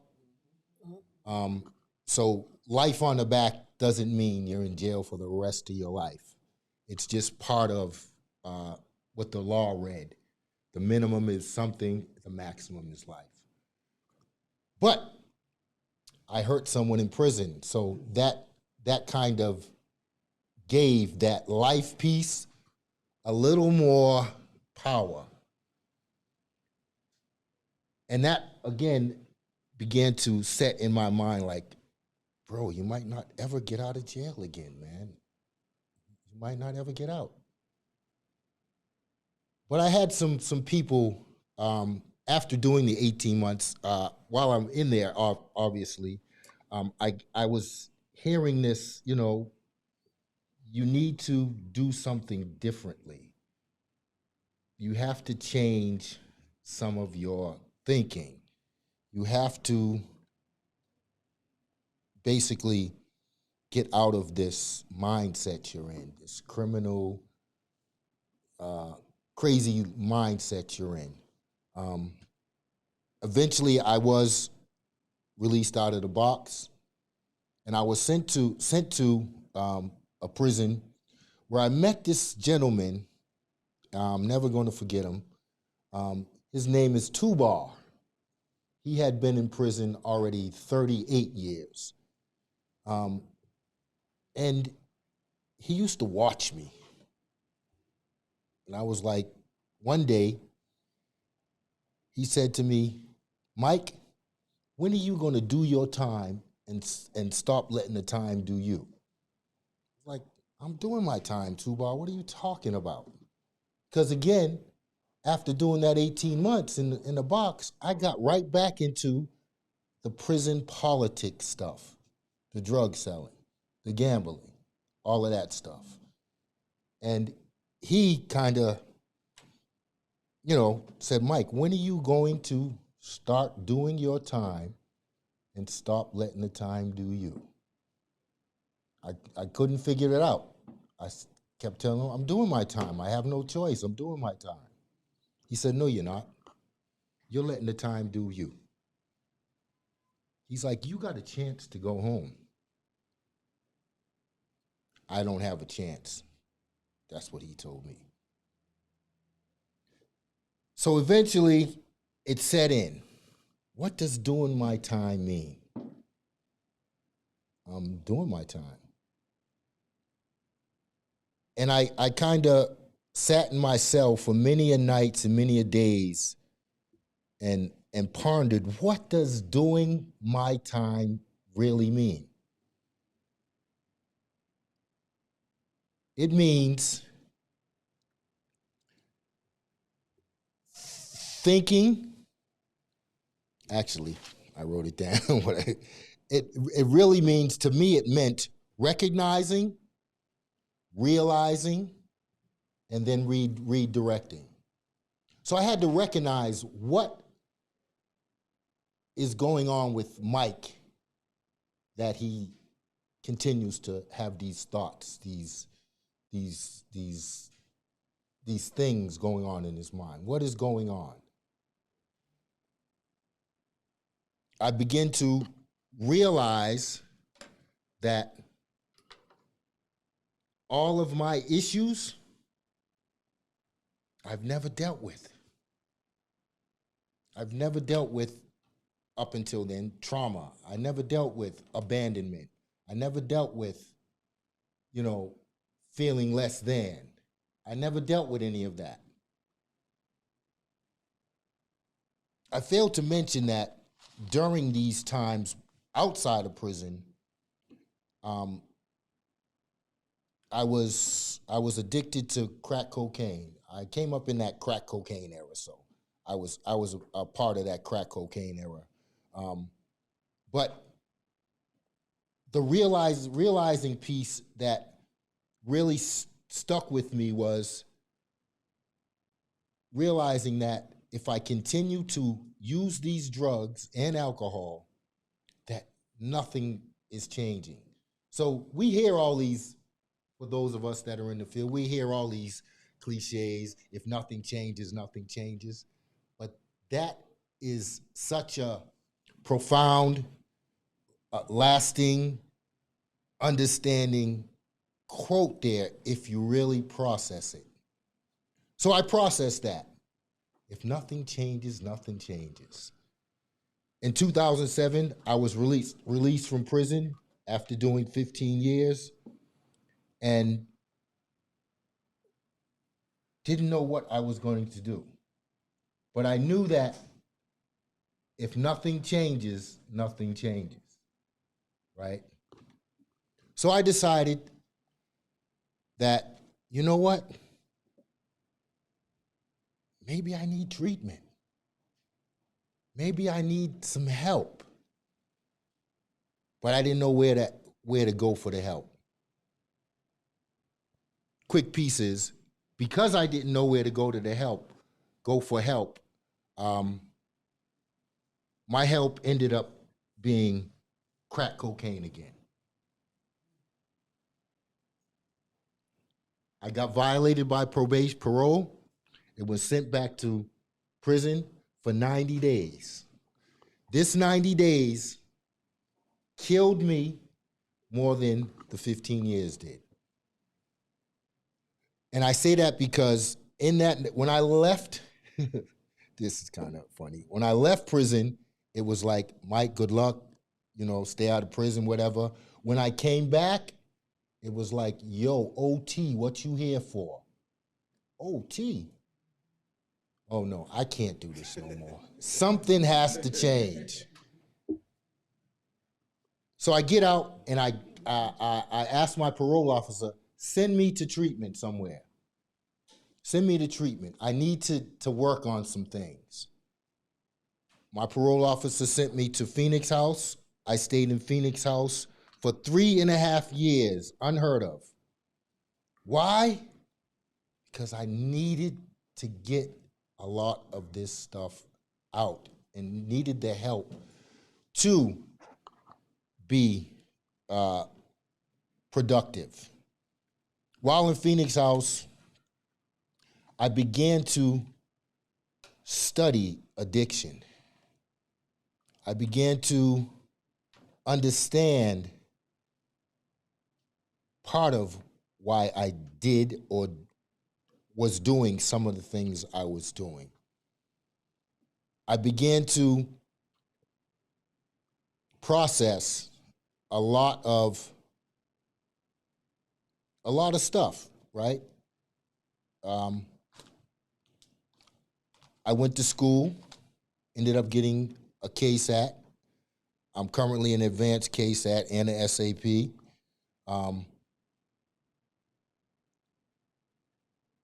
And currently I am, again, as I said earlier, I no longer look like it, I no longer act like it, and I no longer think like it. What am I talking about? I am an addict, but I'm no longer look like it, think like it, or act like it. I'm always going to be that addict. Recovering, consistently recovering. Because there are days where that's a part of it, unfortunately. But because I have done a lot of recognizing, realizing, and redirecting, that is not my go-to. No more. No more. I'm currently program director of a program in Queens, New York, in Rego Park, called Rego Park Counseling, LLC. I worked 12 years, I worked in Harlem for August Community. 12 years I worked in Harlem, August Community, as a substance abuse counselor, clinical supervisor, and now I'm a program director. I've been in the field now going on 14 years now. And I say this, I tell each and every one of my staff as well as patients, I tell them, I'm not here for the money. It pays my bills, absolutely. But I'm here to help persons struggling with mental health, substance abuse, family issues.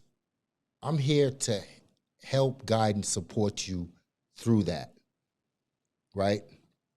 It's not about money for me. It does help, it does pay my bills. But I strictly talk to Black and brown people in hopes that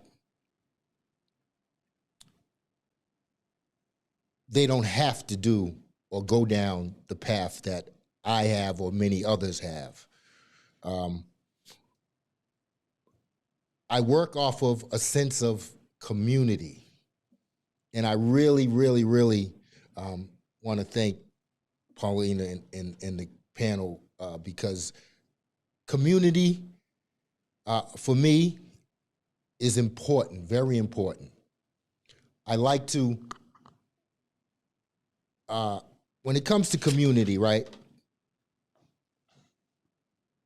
If we can't, or if I can't get the community involved in a person's journey to recovery, it sometimes makes it difficult, especially for us clinicians, that community is a sense of like-mindedness, right? And my philosophy is, if we, or if I can't gain a sense of community from the substance user, then what is the purpose? Hear me out for a minute. What is the purpose? I like to get community or families involved in a person's treatment because it helps. It not only helps the substance user, but it also helps the family dealing with a substance user. The program I'm involved in, we are an integrated model. We provide substance abuse treatment as well as mental health services. We provide MAT, medication-assisted treatment, for those persons who need medication-assisted treatment. We also provide group therapy, not just for the substance user, but we also provide a lot of treatment and therapy for significant others. So, person who may not be using a substance, but their husband or wife is using a substance. We provide treatment for them as well. We also cater to the LGBTQ community. What I have found is it's a lot of the younger generation needs that treatment. Social media and all this other mess, it kind of influences that. We also provide anger management, interpersonal relationships, both victim and perpetrator, parenting classes, relapse prevention classes. So we have a psychiatrist on staff, both prescribing psychiatrist and a medical director, and we provide telehealth services. So I say all that to say, as a community, it is important that we have centers like this and others to get that community back into our communities. Specifically, again, my Black and brown people, we need that back in our communities. Great. Thank you. Thank you. Thank So you. We're gonna take Paul was- we're gonna take a couple quick questions, Mhm. Michael, while we Paul have you. wants to ask.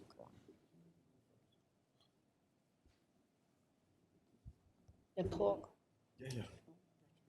Yeah, so thank you so much for sharing, Thank you. and congratulations on your recovery. Thank you. I just wanted to know, when you got the big idea to come to New York, what was your idea? Well, what was the idea? Well, think Yes. about it.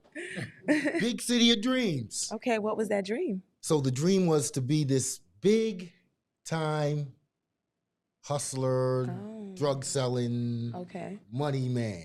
okay. So technically, you accomplished that dream, but it came with a few other nightmares. Well, I wouldn't say it came, but yeah, I was almost there. Let's just say. Okay. Well, I'm glad you didn't make it all the way. Okay. Me too. Thank Okay. God. Thank God.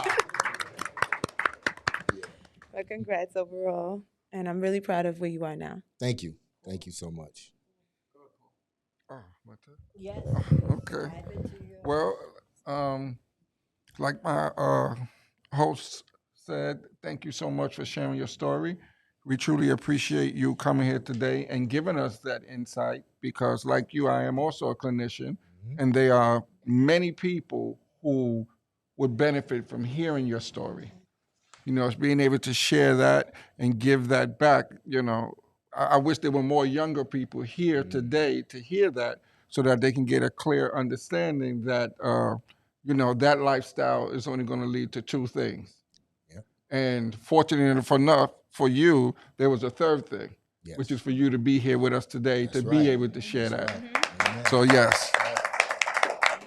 Yes, we appreciate how far you have come, and we look forward for you to continue and also one day come to the podcast and say that you may even own your own program at that point. That's the goal. That is the goal. All right. All right, everybody. Thank you. Thank you, Mike, for coming and speaking. Just give us your contact information. How can we get a hold of you? So I do have my business cards here with me. So I'll leave them here if you can contact me.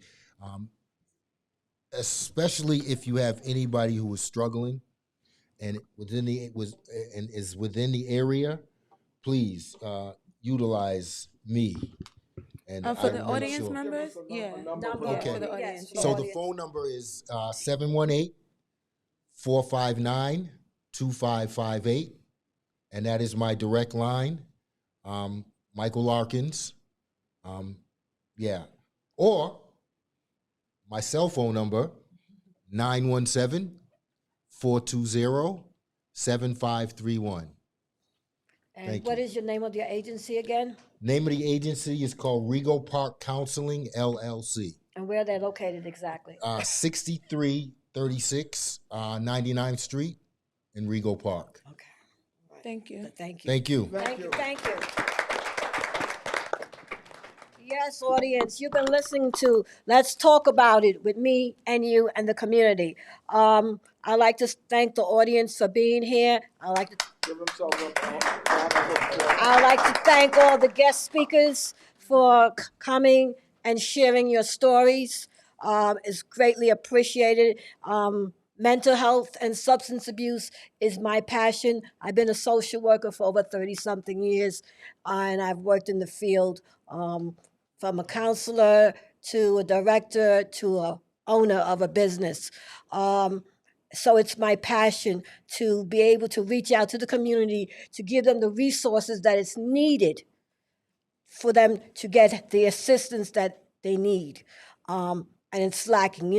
We have these programs around, but lots of times it's not utilized by people and it's not utilized correctly. So I'm going to be having a few of these town halls, maybe like 3 or 4 times out of a year, on different subjects of mental illness, substance abuse, and other physical ailments that we suffer from, like high blood pressure and, all the different gamut, diabetes, a lot of different subjects that I would like to bring to the table.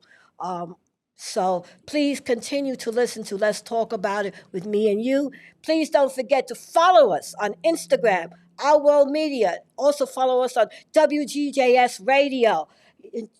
We are also a radio station. We are an internet radio station. So please don't forget to follow us on WGJSradio.com and YouTube.com and Our World Media #1. Okay? Thank you all. Thank you, my colleagues here, Mr. Glenn Greenwich, the Honorable Mayor of Southern Boulevard, Delisha Davis, and Paul Barkley for making all this happen. And I have to thank After Lady Pauline. yeah, but there's somebody that I have to give my special thanks to, and that is the producer of this show, Mr. Joseph Swift. Producer of the year. Without Joseph Swift, there will be no Let's Talk About It, and there will be no Our World Media. And I have to take my hat off to Joe Swift for being patient with Mama Swift for all these years of helping my dreams come true. And I would like to say thank you to the audience, and I hope to see you all next time on Let's Talk About It with me and you.